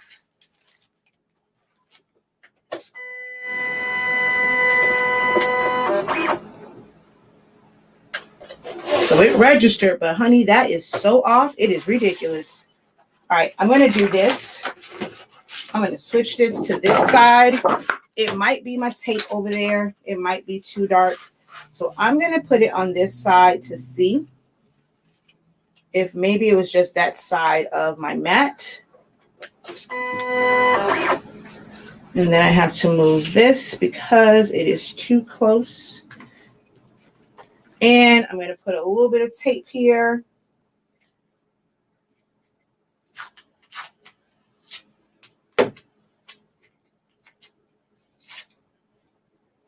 Because this already cut. I don't want it to mess up the rest of my print.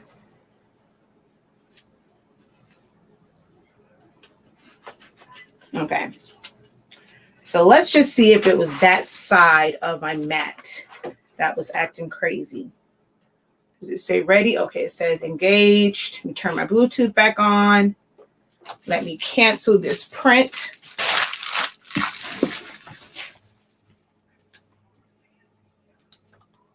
Or this cut. Okay, there we go. It canceled. Now it's telling me it's ready.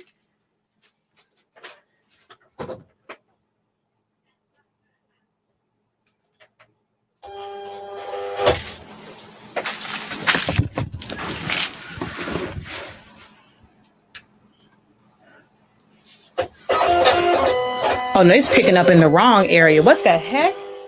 That is nowhere near where it's supposed to be. What in the heck is going on with this? I mean, it's registering like nowhere it should be. Like that was way, way off.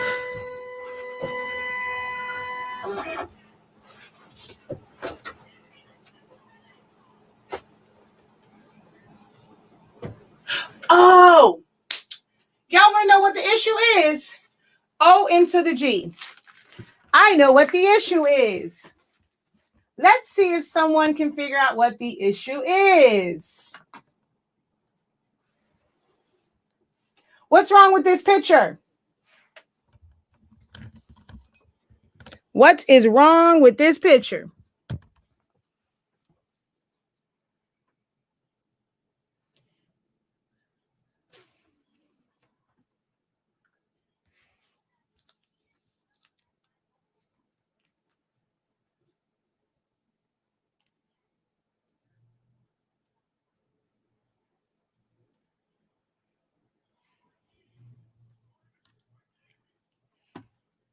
Exactly. There is no matte selected. So it's looking for the registration marks higher. It's reading it as I did load media. So we have to go up here and choose 12 by 24 inch matte. Yep. No matte. So now that there is a matte, we're going to restart. Well, we're going to cancel that one and then resend it.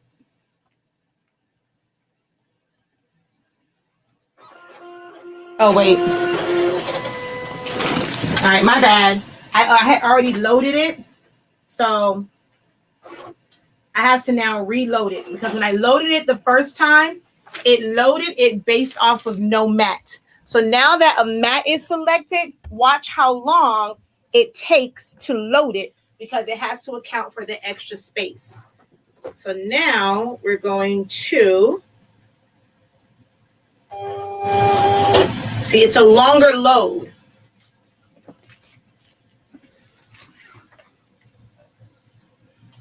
And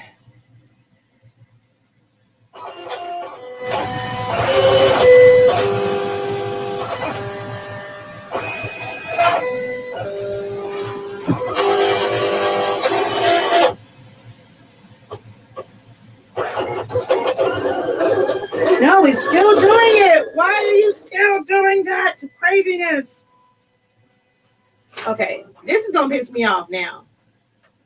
Because I fixed you and you're still cutting wrong. Why is that? Because I fixed you. All right, my mat is on. Let's cancel all of this. Why are you still reading wrong? So cancel. Let's go back to design. Let's go back to send. Trying to reconnect.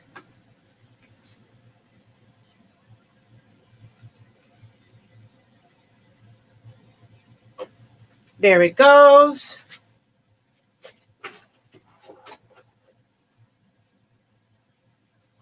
Oh, you're in the wrong spot.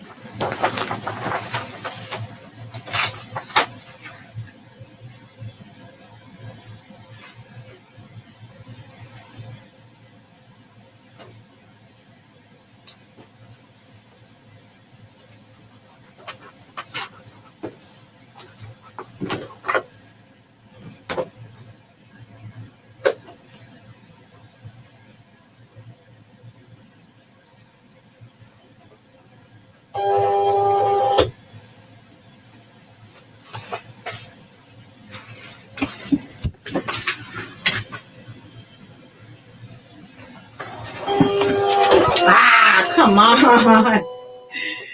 The one time it's ready and it's going to lift at the top. You so suck.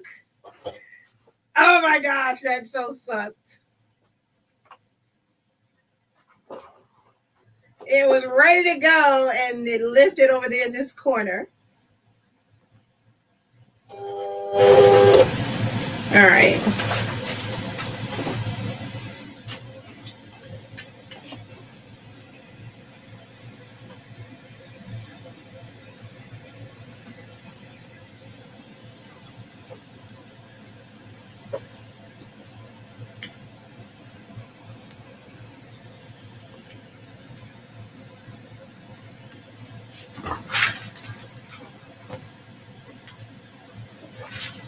What?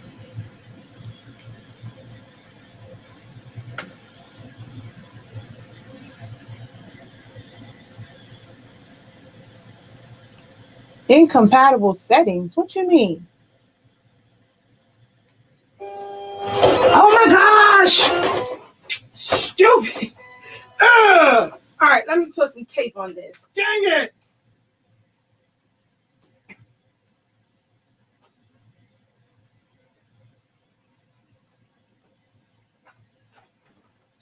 Stupid Cricut. All right, now I got to go back over here. I got to cancel everything and go back and all that other foolishness. Cancel. Go back to design. Go back to send. Trying to reconnect.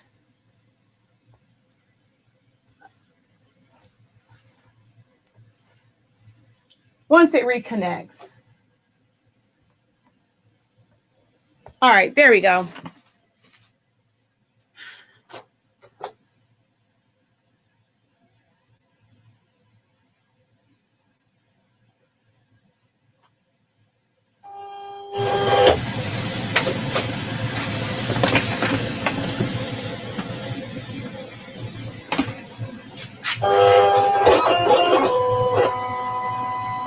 Oh, don't act like that, dude. Come on. It's this glossy tape.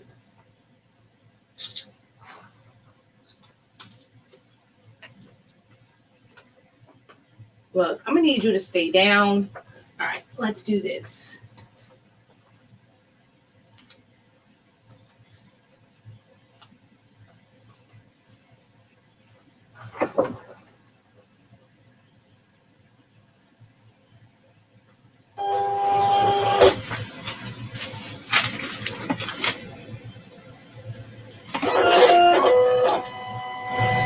Oh my God, I'm about to give up on this one. I have no idea what's going on with this now. This is really starting to bug me now because I have no idea what's wrong with it now. I've gone through all of my regular troubleshooting. Didn't have these issues except for this one and having the stupid mat knot on. Now it wants to act crazy.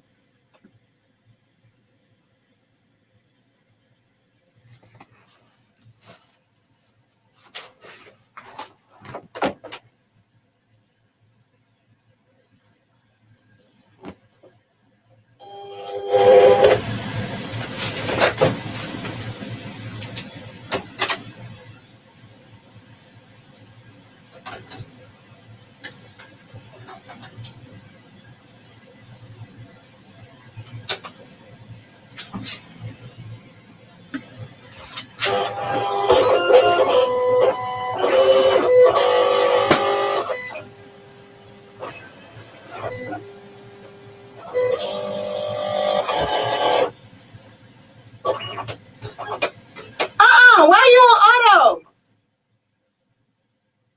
Why are you tapping? I don't even care. You cut, so I don't even care that it's on auto. I have no idea how they got on auto blade. Wait, what are you doing?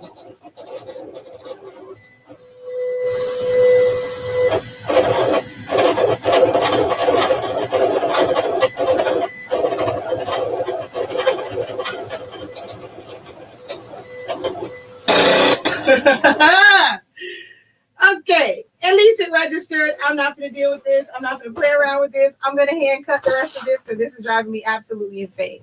At least it cut this one.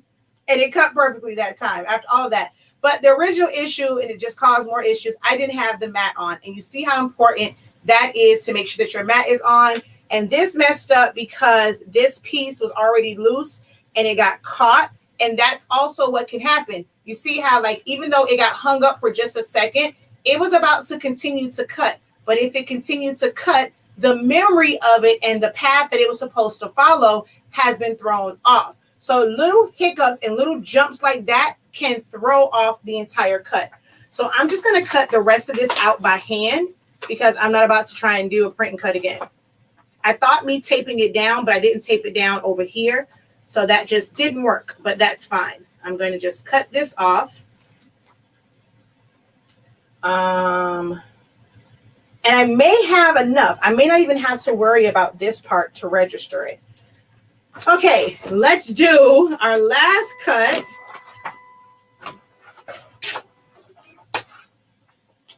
Which is, I need to cut down my easy subling.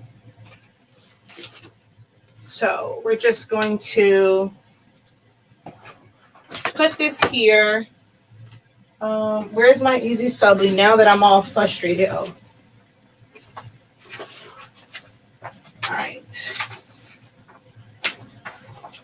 I don't have my big cutting mat, so I'm just going to fold this in half.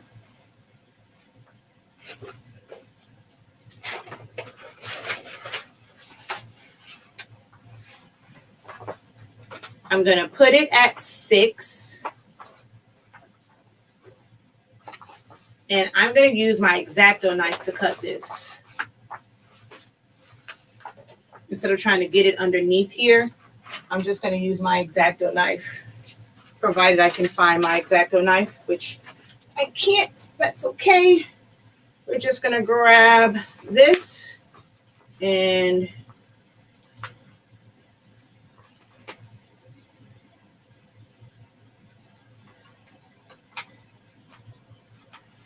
all right. I just cut that at 6 inches so that I can cut my other piece. So let me just finish cutting this because it didn't cut all the way through. Uh-oh.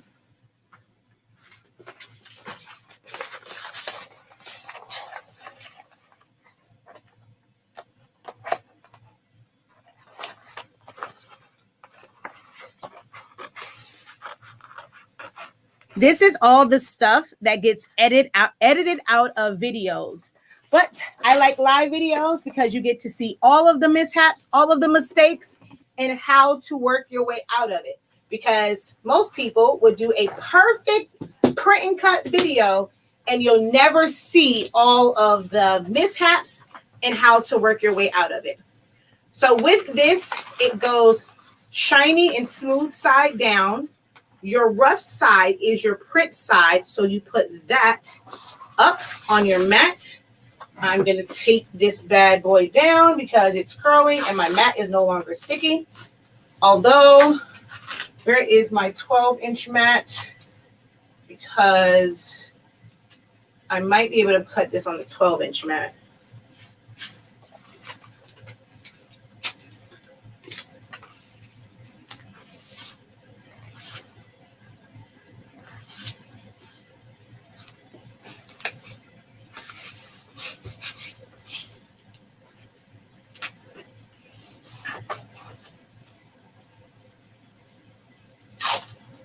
And this was one big roll.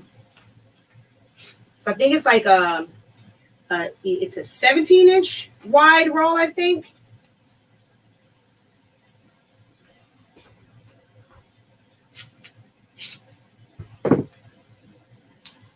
All right, let's load this bad boy. And then let's set up this cut.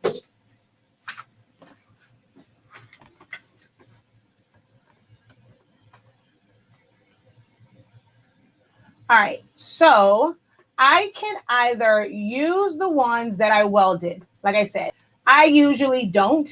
I just kind of wait until after I do the print and cut. Or if I want to do them both, I would take this to a separate page. So I would just like copy this and put it on a separate page. I've already done the print cut for this, so I'm just going to hit O on my keyboard. I'm going to click on this one. We're going to go with 6 by 17, I think it is how long this is. We're going to put this here. You're going to flip it horizontally. It needs to be flipped the right way. And we're going to just put this here. I'm going to put this right there. And I'm going to ungroup all of this. So when I go to send, this one still remains as cut edge. This, however, I'm going to click on the box and make that no cut. So it's not going to cut the box. It's going to pick up on the edge of the actual cut. And I'm going to go cancel because I stopped it. And now we're going to cut this. I'm going to cut this. This is like a kiss cut, but Easy Subli is thick as all get out. I play around. I'm not going to lie. I play around with these settings, but I know 26 is too high. Regular vinyl, I cut at like a 10 or 11. This, I have to cut at like a 15, 16. It's fair. That's not too intricate. So a speed of 5 should work in one pass. If it doesn't, then I'll have to cut it again, but I should be okay. Oh, what I want to do to test this so I can lift it up to see if it cut, I'm going to put a cut box around. I'm just going to really go, all I needed was a cut line. So let me delete that. I don't need a whole box. I'm just going to put a line in between these two so that I can test it to see. I also need a line here because this piece is longer. So I need a line there. So we're going to go send. And then send.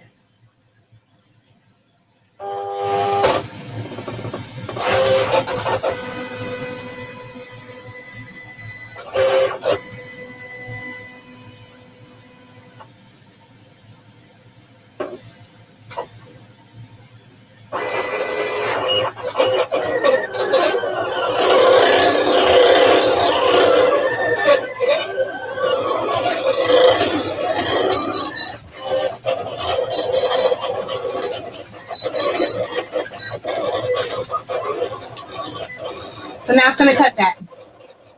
That's a lot of work.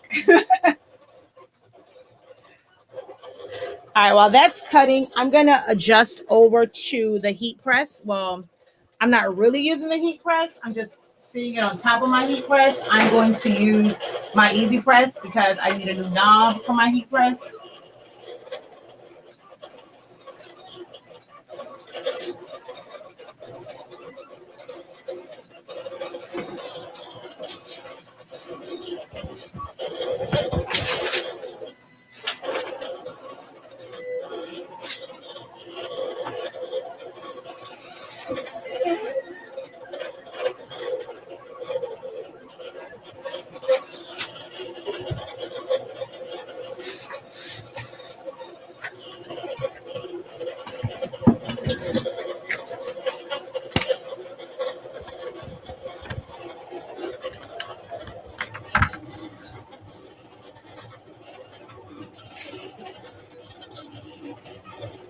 And with all of this madness, let's hope that this cut on the first go.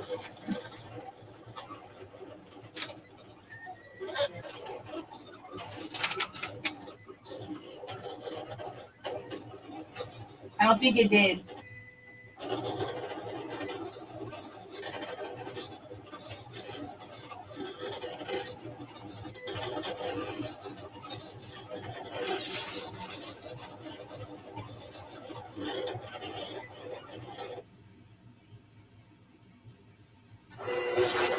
So I don't unload it. Oh, it did go. So I never unload. That's how you can send it back through and have it cut and cut in place, is not to unload it. So I'm going to unload this because I know that it cut.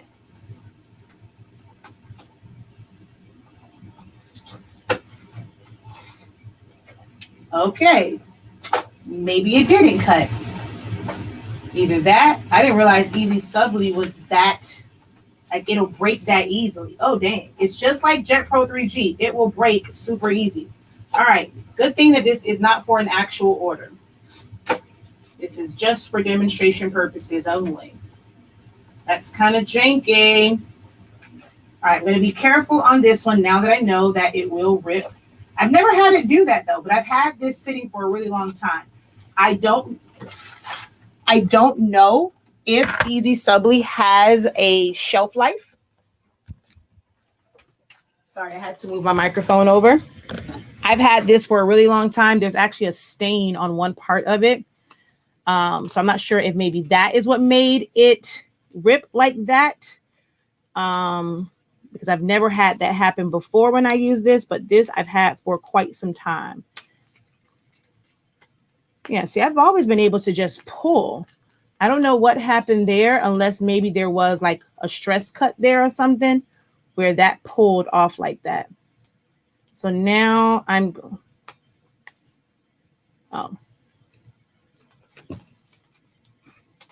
going to lift this up the same way I did Jet Pro 3G, hoping to get, hopefully it cut good enough to where all of the cavities stay on the carrier sheet.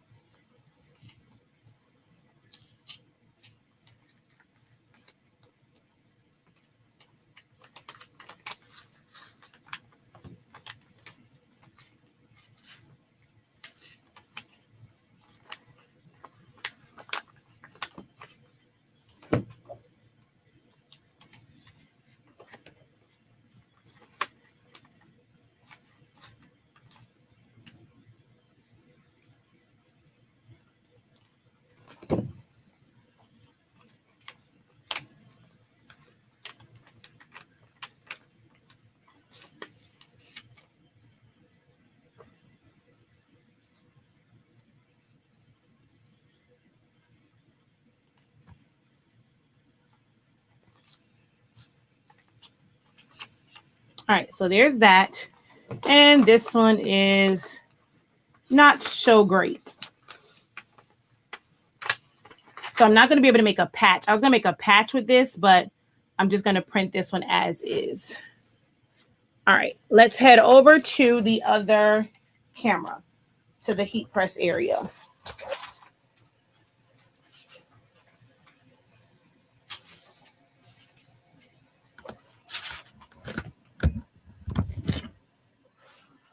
Oh, wait, where are my other transfers?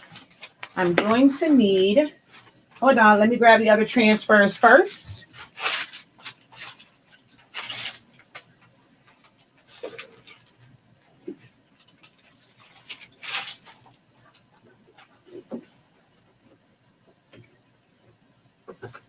Uh-oh, don't fall off.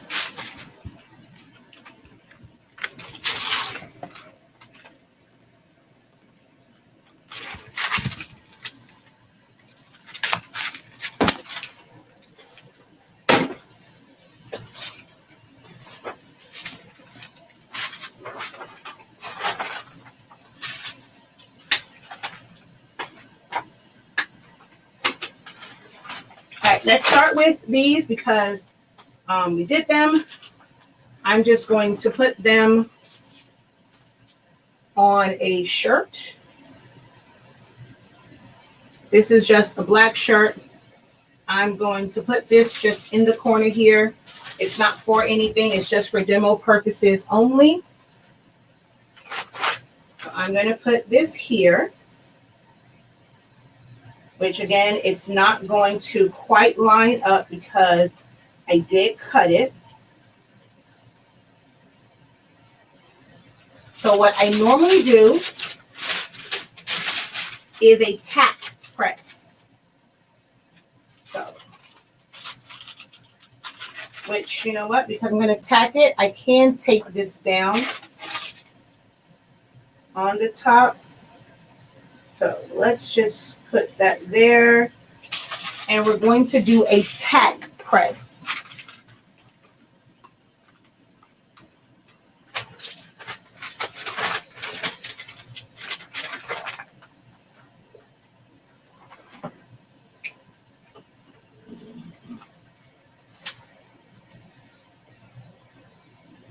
A few seconds, 1, 2, 3, 4, 5, just to keep it in place and get that part to seal right here. Now, Easy Subli is advertised as a much lower temperature and time, but that is only when you are printing directly to the Easy Subli. When you're doing it this way, you have to press it for as long as it takes for your sublimation paper to release it. So I'm going to line this up.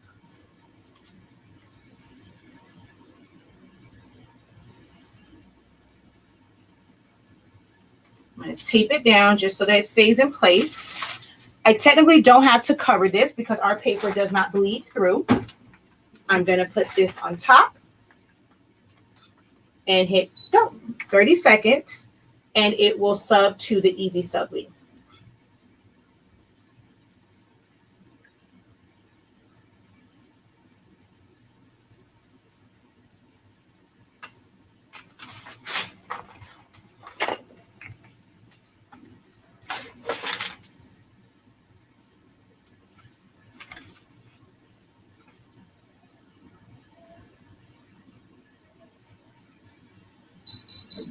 Hold on. I'm going to let this.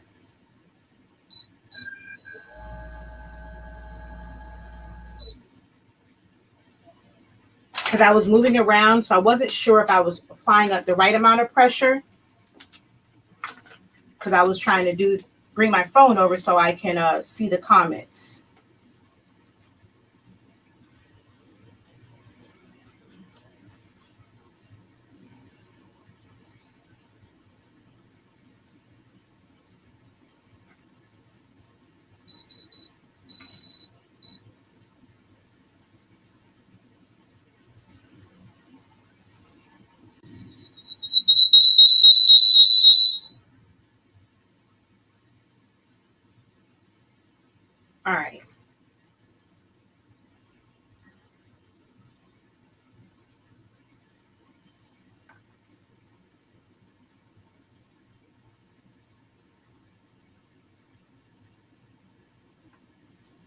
and it's right to the edge because we did the print and cut where it fit right to the edge. That's how you know my print and cut was accurate, because it lines up right with the edge.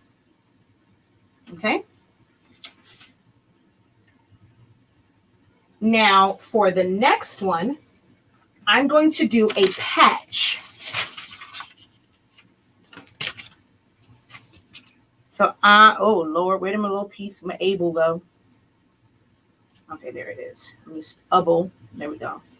You must put this on parchment paper, not butcher paper. You must use parchment paper, just like with the, what's that thing called? Glitter. You must use parchment paper for this. And where in the HE double hockey sticks did the print go?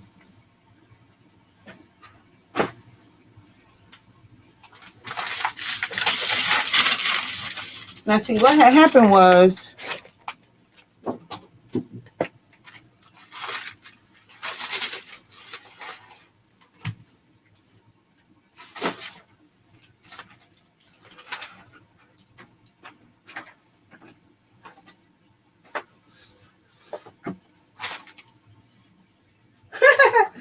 never fails.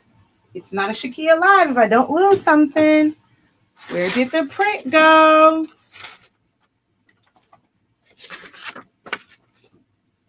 It's not alive for me if I don't lose something. And now I don't know where the print went.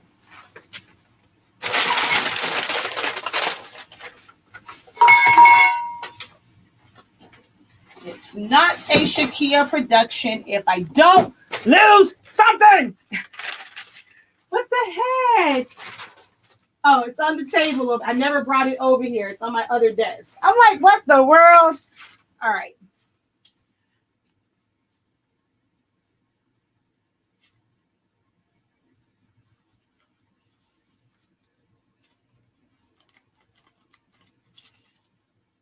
I'm going to take this and I'm going to put it on here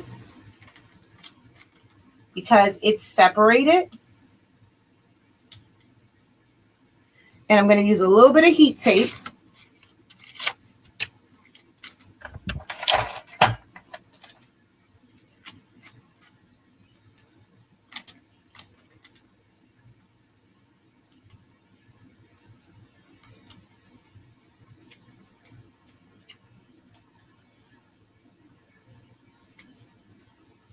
To hold this in place.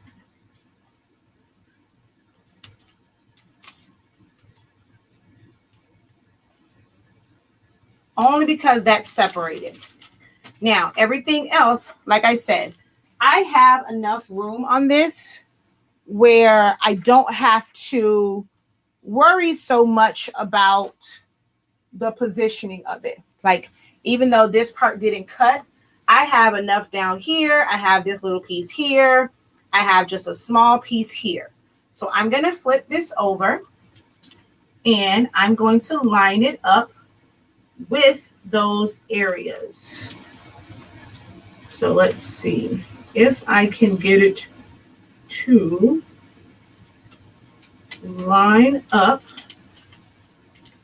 Okay, this is too small. I'm going to probably have to just do it on the back and then tape it and then flip it. But I have just enough area where I can, if I tack this, it would be even better. So let me do that. Let me just, at first I was going to try and create a patch, but this is too small. My goal was to create the patch with this one and press this one, but I tried to reverse it, but I'm going to have to do this one on the shirt also.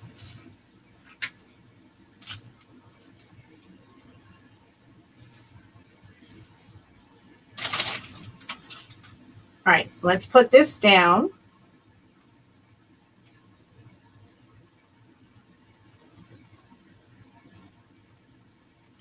Put everything in place.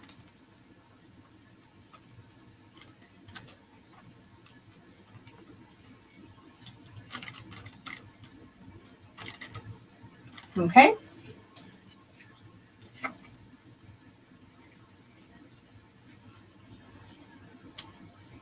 I'm going to tack this part down first before I do the last part of it. And this is why you want to, if you don't have a carrier sheet to do it, you don't want to have anything that's separated because it's going to be a lot harder. Like it's going to take more steps.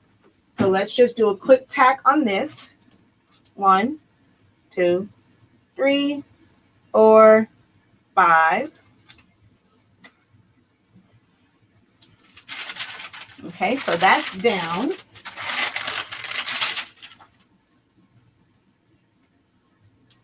I'm going to take the tape off of the back of this.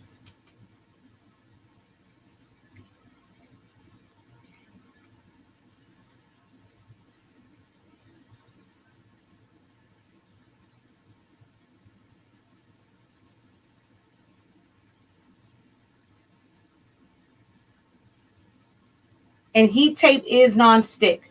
If you haven't seen my other ones, if I would have pressed it, it wouldn't have been an issue. So I'm going to line this up based off of the parts that are here that I can line up. And then this one, I'm going to sneak it in there and use probably my, what's that thing called? My weeding tool to get this to line up. Where's my weeding tool? So I can try and get that to line up. And luckily this part is still connected and it's not an individual A, an individual B. All right. I'm going to try and do it this way. I'm going to put it on there, line it up, use my weeding tool to kind of hold it in place, slowly drop it down, and pull my weeding tool out without, nope, that didn't work. All right, let's see. How can we get this to work?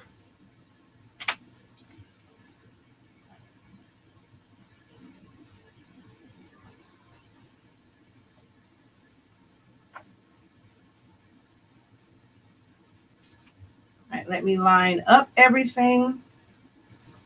And then, come on, stay on there. Okay, there it is, I think. All right, a little bit to the left, to the left.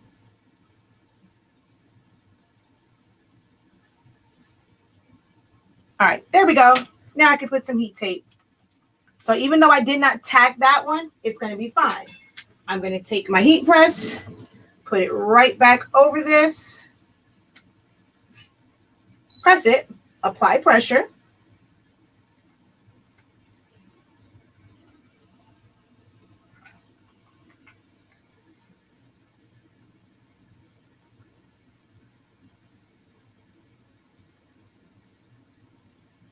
Yay, awesome.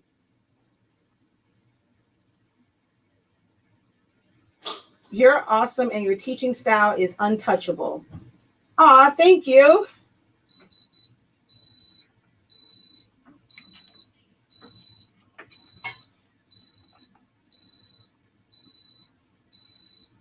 Oh, hush. All right. Oh, duh. I grabbed this to turn this on and go to solo layout.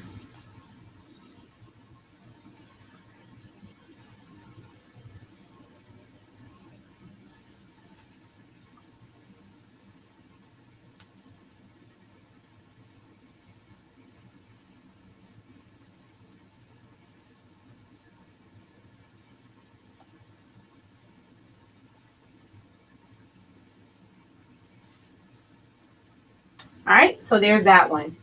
She says, yes, untouchable. I wanted to do this for a year. All right, so those are done. And we're also going to do, let's see. Let's put this one in the middle, just so that you can see. I'm going to go below the collar because I don't want to have to put a pressing pillow. If you want to go higher, you do need to put some sort of pressing pillow, whether it's just the pillow by itself, a folded towel, something that's going to be a barrier for the thick part here. And so that you don't get the lines and you get even pressure. So I'm going to go right below where that front collar is so that it's not in my way. Put this over it. And then press it.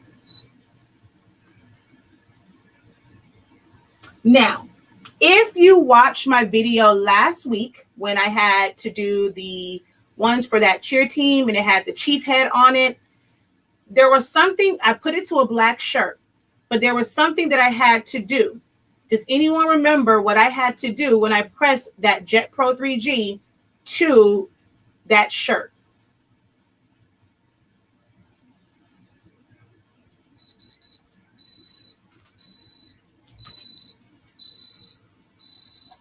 Is there anyone that remembers what I had to do before I kind of show it?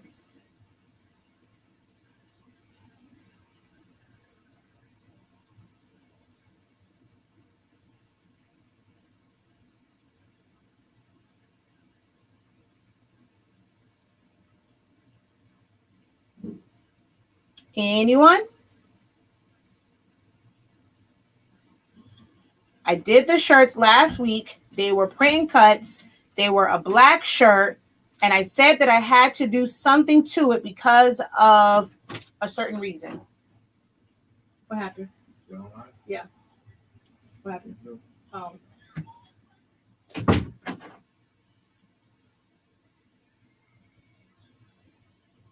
Nope. Nope. Not put the sheet between the shirt. White HTV. No. I used Jet Pro 3G. It was a black shirt, but I had to do something when I did that shirt.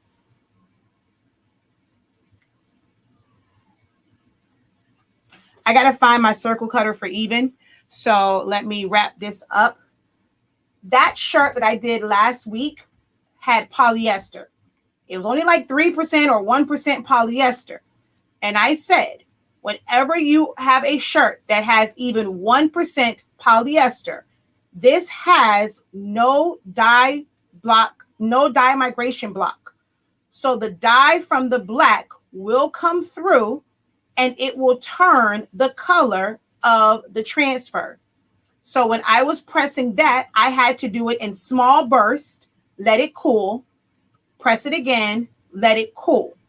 If I did not do that, the black would have bled through and the white areas would appear gray. This is a 100% cotton shirt. I did not lift it up. I let it go for the 30 seconds.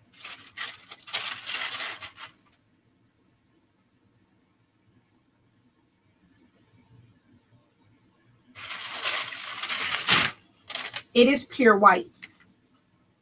Cotton does not bleed. There is no dye migration with cotton. So you don't have to worry about that. That's why these are ideally made to put designs on colored cotton items, not polyester. Even Easy Subli, it does not have dye migration block. So you have to put it down in burst. That's why I wanted to show the patch. For Easy Subli, for white glitter vinyl, any of those, you want to create the patch first so that you can fully sublimate it at the higher temperature and for the full time. Then you will take your heat press, take it down to like under like 300 and then press that. That lower temperature will keep the dye from the polyester shirt from bleeding out and migrating through your transfer. Cotton is not an issue. Only when you have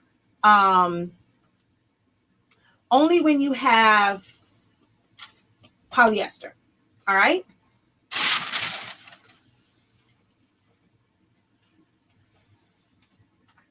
All right, let's go ahead and go to the white shirt.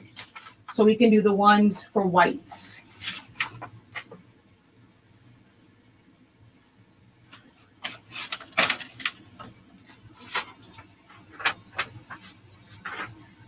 All right, so here is my Incredible Professor. So we're going to take that off of the mat along with my the.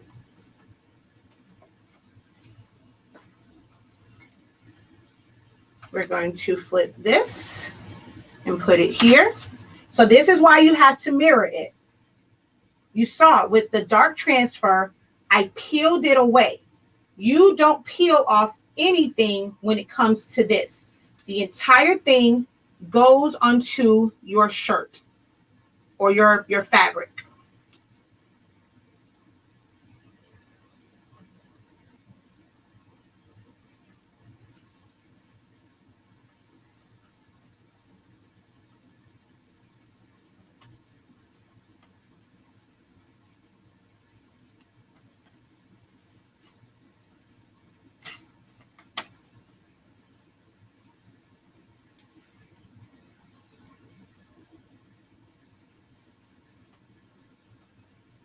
Right?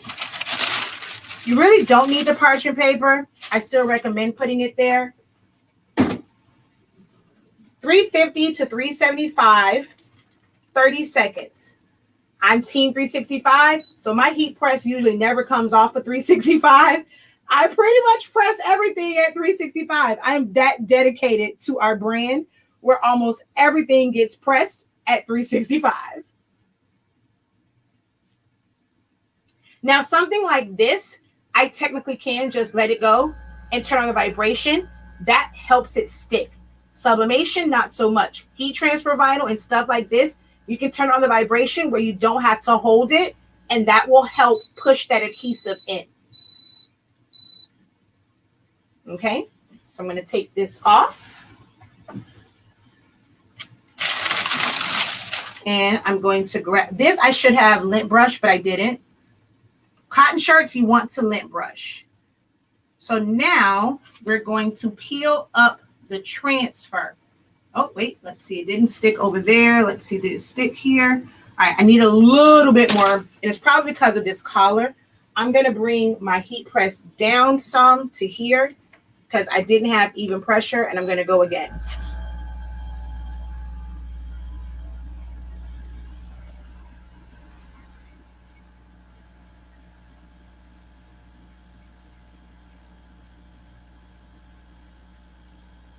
She says, I remember now.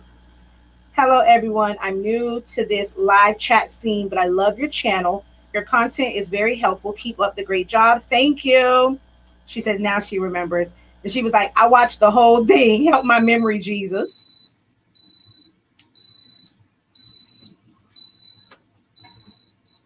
I didn't mean for it to go the full 30 seconds again. Oh, I need to let this cool some. She says, ooh wee, I have an entire roll of Easy Subly and I'm afraid of it. But a friend of mine wants her logo on some colored tank tops. I guess I'll practice with hers. Yikes. All right.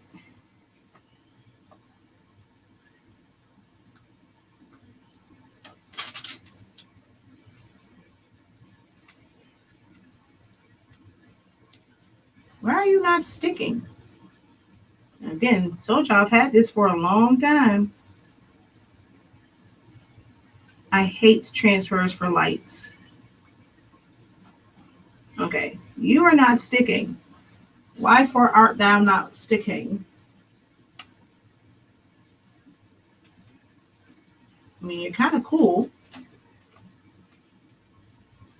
Oh, there it is.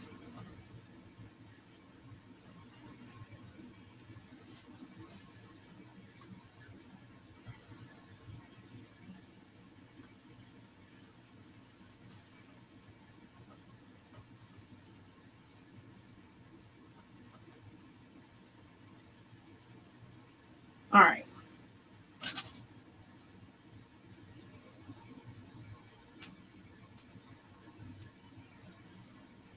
Okay, that side.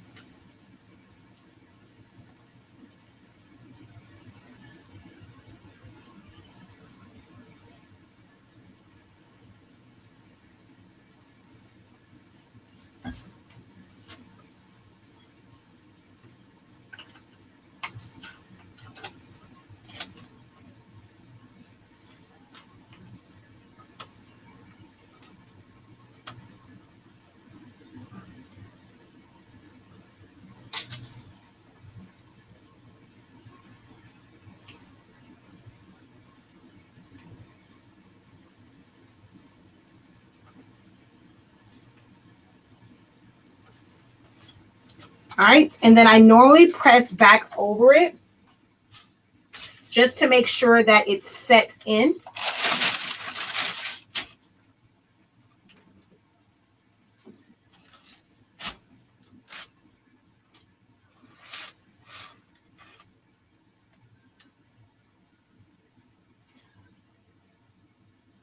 If you do it the entire time directly on top of it, yes.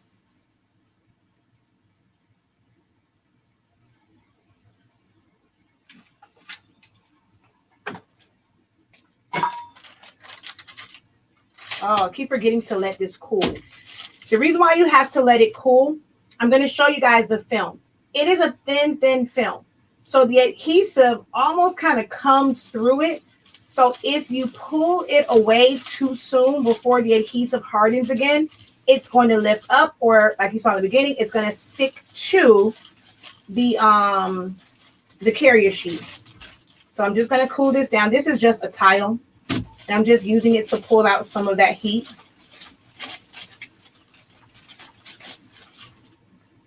You can use a Teflon also. So I'll pull this away, and now that's technically ready to go. I'm going to show you how this looks, but let's do the next one.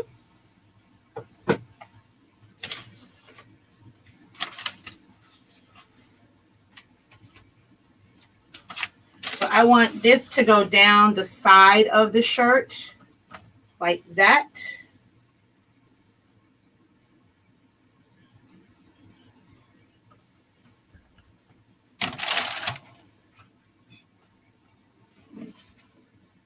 And I'm going to have to press this twice.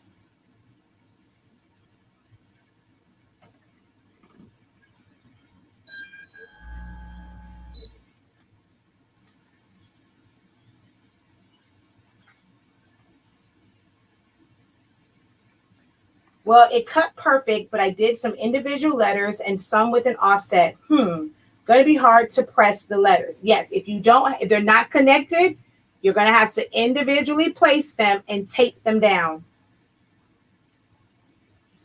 I tried to ask a question earlier in live at 12. This is the same live. I missed my response. My question was what's the difference between pigment ink and sublimation ink? Pigment ink is for regular printing.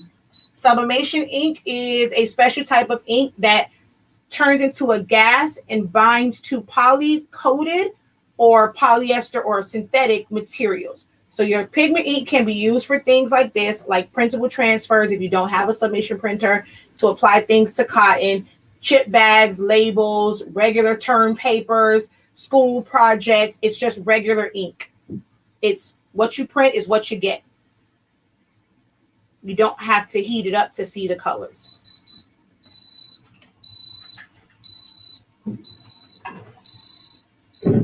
So we're going to let this cool. While that cools down, I'm going to just put this design on the back. And that is, so here's the big difference. That one, the whole thing goes down. This one, you pull it off of the backing and you put it, the whole thing down.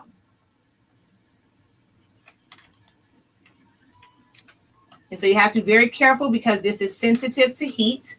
So if you did the front first, this part might be a little warm and the transfer will get, it'll be thin and it'll stick to itself. So just be mindful of that this is completely heat activated. So even the small amounts of heat will cause it to react, and it'll start to curl on you.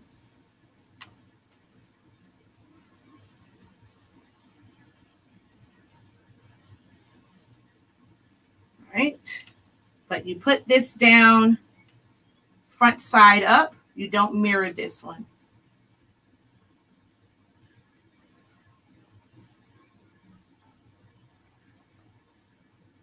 You put your parchment. You have to use parchment or Teflon. If you use Teflon, it's going to make it shiny. Parchment gives it more of a matte look.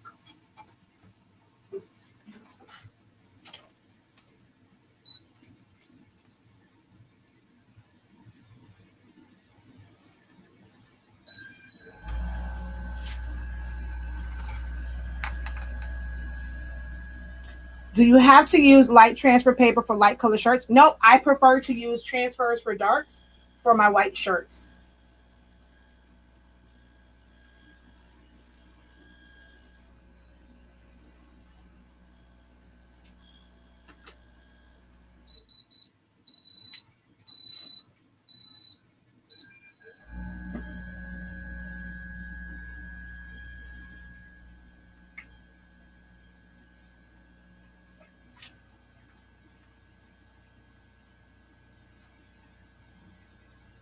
That's what I have right now. Oh, okay. I have parchment paper. I would not have done, wait. I would have not done that to, I would have not done that. You said it 20 times. Oh,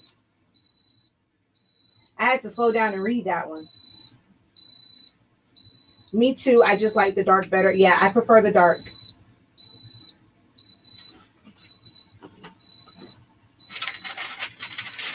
Oh yeah, this didn't have enough pressure. And how you, okay, I'll show you how I know it doesn't have enough pressure. Oh yeah, this side didn't either. So I guess the vibration doesn't work on this one. I'm going to show you how you know it's not enough pressure. You see that? That means that it wasn't enough pressure. This is how it should look. Where it was overlapped, you see how that's smooth? Over here, it's not. So we're going to press that again. And without the vibration. I'm just going to apply good old pressure.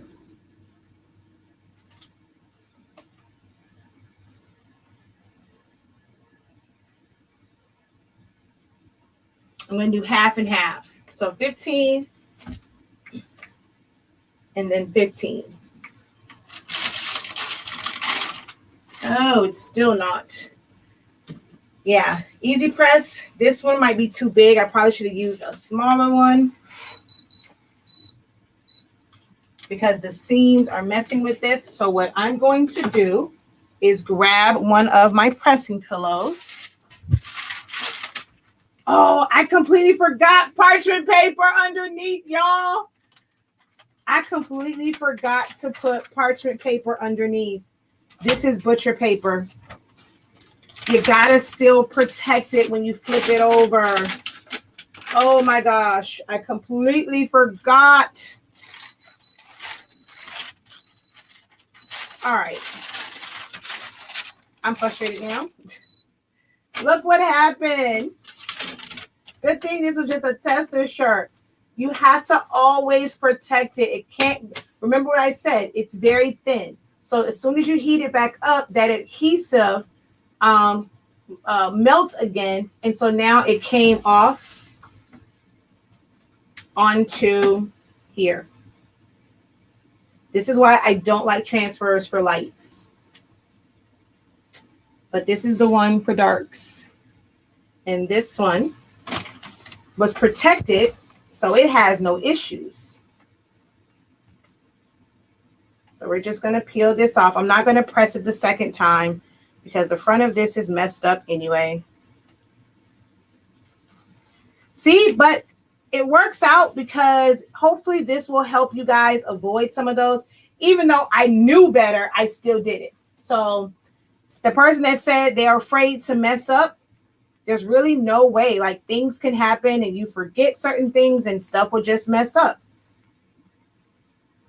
I mean, something that I saw this paper and I was not thinking that it was about the fact that it was not parchment paper.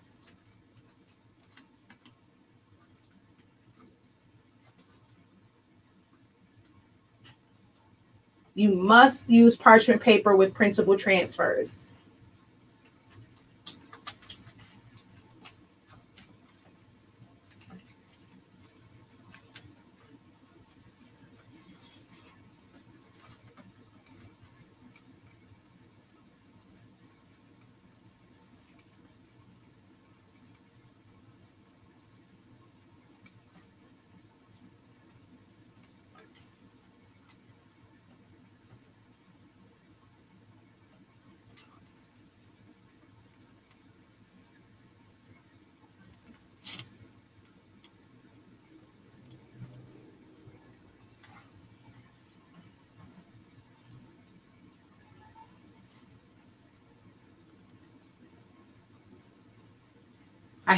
I hate transfers for lights. All right, we're going to transfer back over to the other camera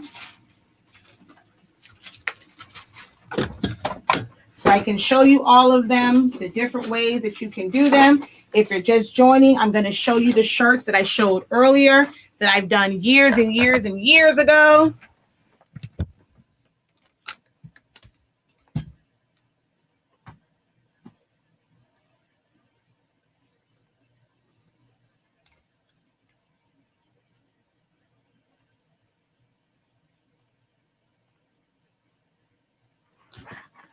All right.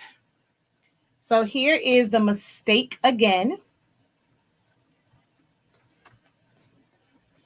So that's what happened when you don't use parchment paper. But here's the thing about these types of transfers. No matter what kind you use, it does not matter. I promise you it doesn't matter. Someone says, oh, it doesn't happen with that. It will happen because it is a film. The minute you wash it or it stretches, that's what's going to happen. It will go back, but it creates cracks. It's not going to come off if it's not heated, but it will create cracks. Once you wash it, you will see those cracks. The color will never fade, but you will see cracks.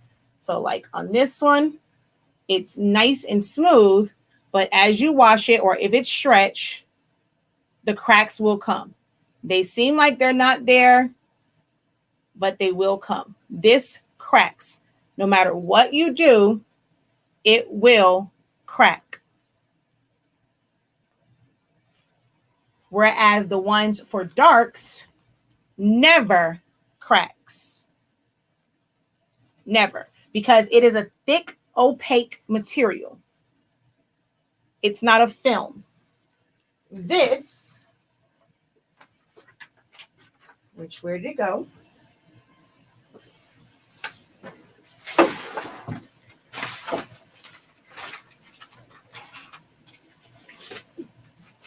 I didn't mean to throw this on the floor. You saw how the other one peeled. If you try to peel this up, you'll never get it to peel up like cleanly. You don't take this and pull this off. I mean, you can somewhat do it, but if you do this, I'm going to show you how this material is made. If I do this, you see the crack? It is designed to crack. You see how you see straight through it? It is a film. I can actually scrape this off. This part here, I can scrape it off. And it's now in the front. It's now completely white. It's not like the dark ones. That is solid. This is just like it's called an emulsion layer. And that's what you get. So it will always, always crack when it comes to the ones for lights. Yes, it does. Let me show you why that happens. Pigment ink. So if you've ever seen anyone go and they're like, oh, I brought sublimation ink. I pressed it. Why do I have this yellow? This was full color. But you see on there, there's yellow. There's yellow. It does give it a yellow tint to it. And then depending on if your shirt is super, super white or not, you will see that like that emulsion layer, you'll kind of see it. And it does kind of change the tint of it a little bit. This is the one that has, this is the transfer for darks. And you can see this one was a lot smoother than the other one. And this is the Easy Sublim. It produces, you know, it takes colors very, very well. The subbing, the colors are amazing. I just can never get it to print and cut directly on the Easy Sublim. So I always do it this method where I cut it first and do it just like glitter heat transfer vinyl.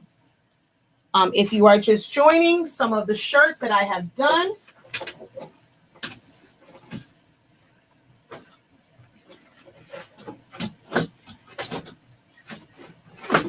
Like I said, for white shirts, I use the transfers for darks. So the Hello Kitty, Kristen's, and the 6 is the transfers for darks. And the Celebrate and the word big is heat transfer vinyl.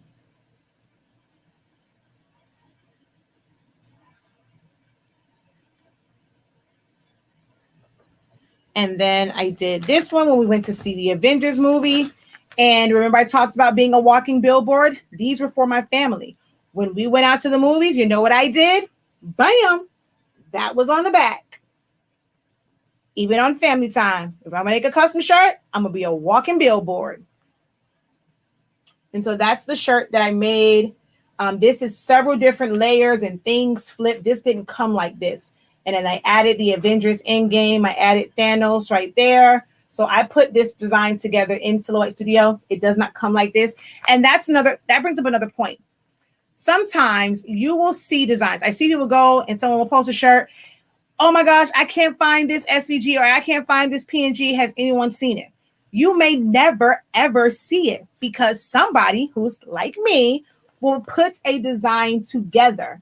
I'm not selling this. I made it for myself. So you can scour the internet. You might find the pieces for this, but you're not going to find it arranged like this because I arranged it myself. So every design that you see within groups, you do Google searches, you might see them on a shirt or somewhere, but you're not going to find the SVG, the PNG, the JPEG, or anything like that, because somewhere there's a graphic designer or just someone who lays out their own design to design it themselves, and you're never going to find that file to purchase or to copy and paste or to download.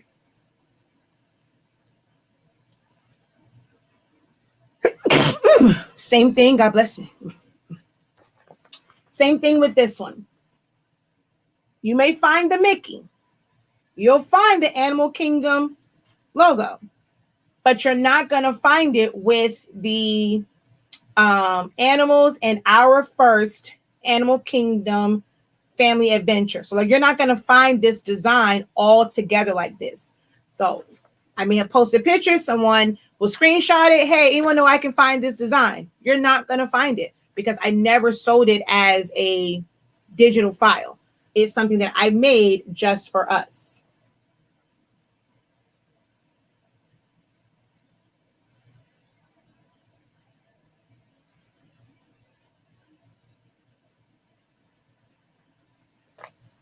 Oh, I forgot that. No, Easy Subli is thick.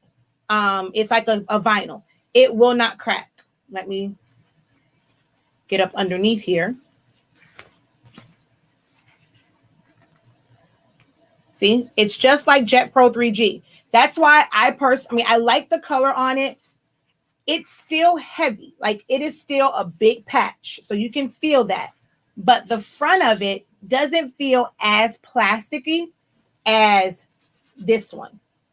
It does have like a soft, almost like a velvet, like a really low velvet feel to it, or like flock feel. So the touch to the hand is not super heavy. But if you listen, that's Easy Subli. This is Jet Pro.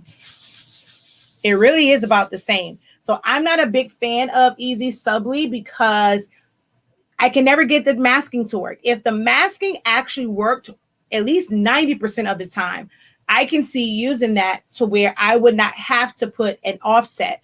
I can just use the masking, put all the separated letters down, put my sublimation sheet on top. But the fact that I can never really get the masking to work, and I'm normally making like a patch or like a solid one, why waste the money? I might as well just save some money and use this, because it's going to still produce amazing colors.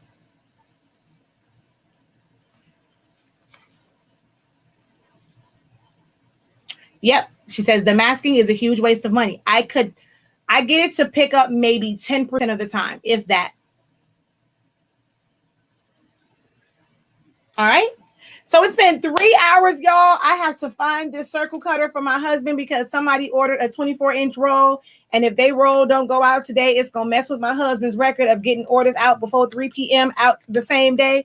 And then those, we have to create this thing for it to sit in so it doesn't move. So let me go before I get in trouble, because he came in here looking for it already. I got to get him. He need to buy his own supplies. Okay. Always using my craft tools. But we've been on for 3 hours. So thank you guys so very much for joining me today. Tomorrow is layered glitter. I'm excited about that one. So we're going to layer some glitter, and then we're going to do foil shirts on Friday. And then Saturday is a day of sublimation shirts. So I'm just going to grab a bunch of them. I'm going to get a bunch of different designs and just kind of put them on there, talk about sizing and placement.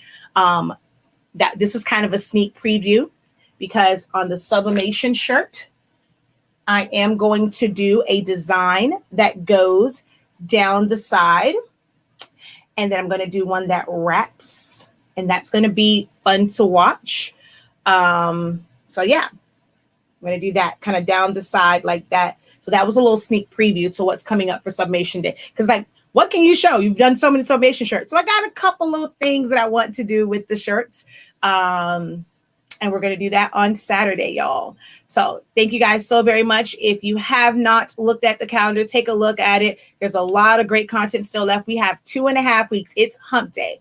So we have 2.5 full weeks left of Silaholics Anonymous Day. Are y'all sick of me yet? A whole 18 days of me.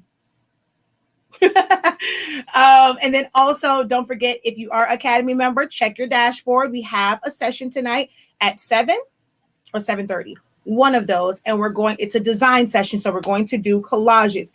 If you are wanting to learn graphic design via Silhouette Studio and learn how to create different creative designs, you want to be a part of my academy. I'm telling y'all, you want to be a part of the academy if you want to be able to create your own designs and learn how to lay them out and things like that. So tonight we do have a session. We're going over like photo frame collages.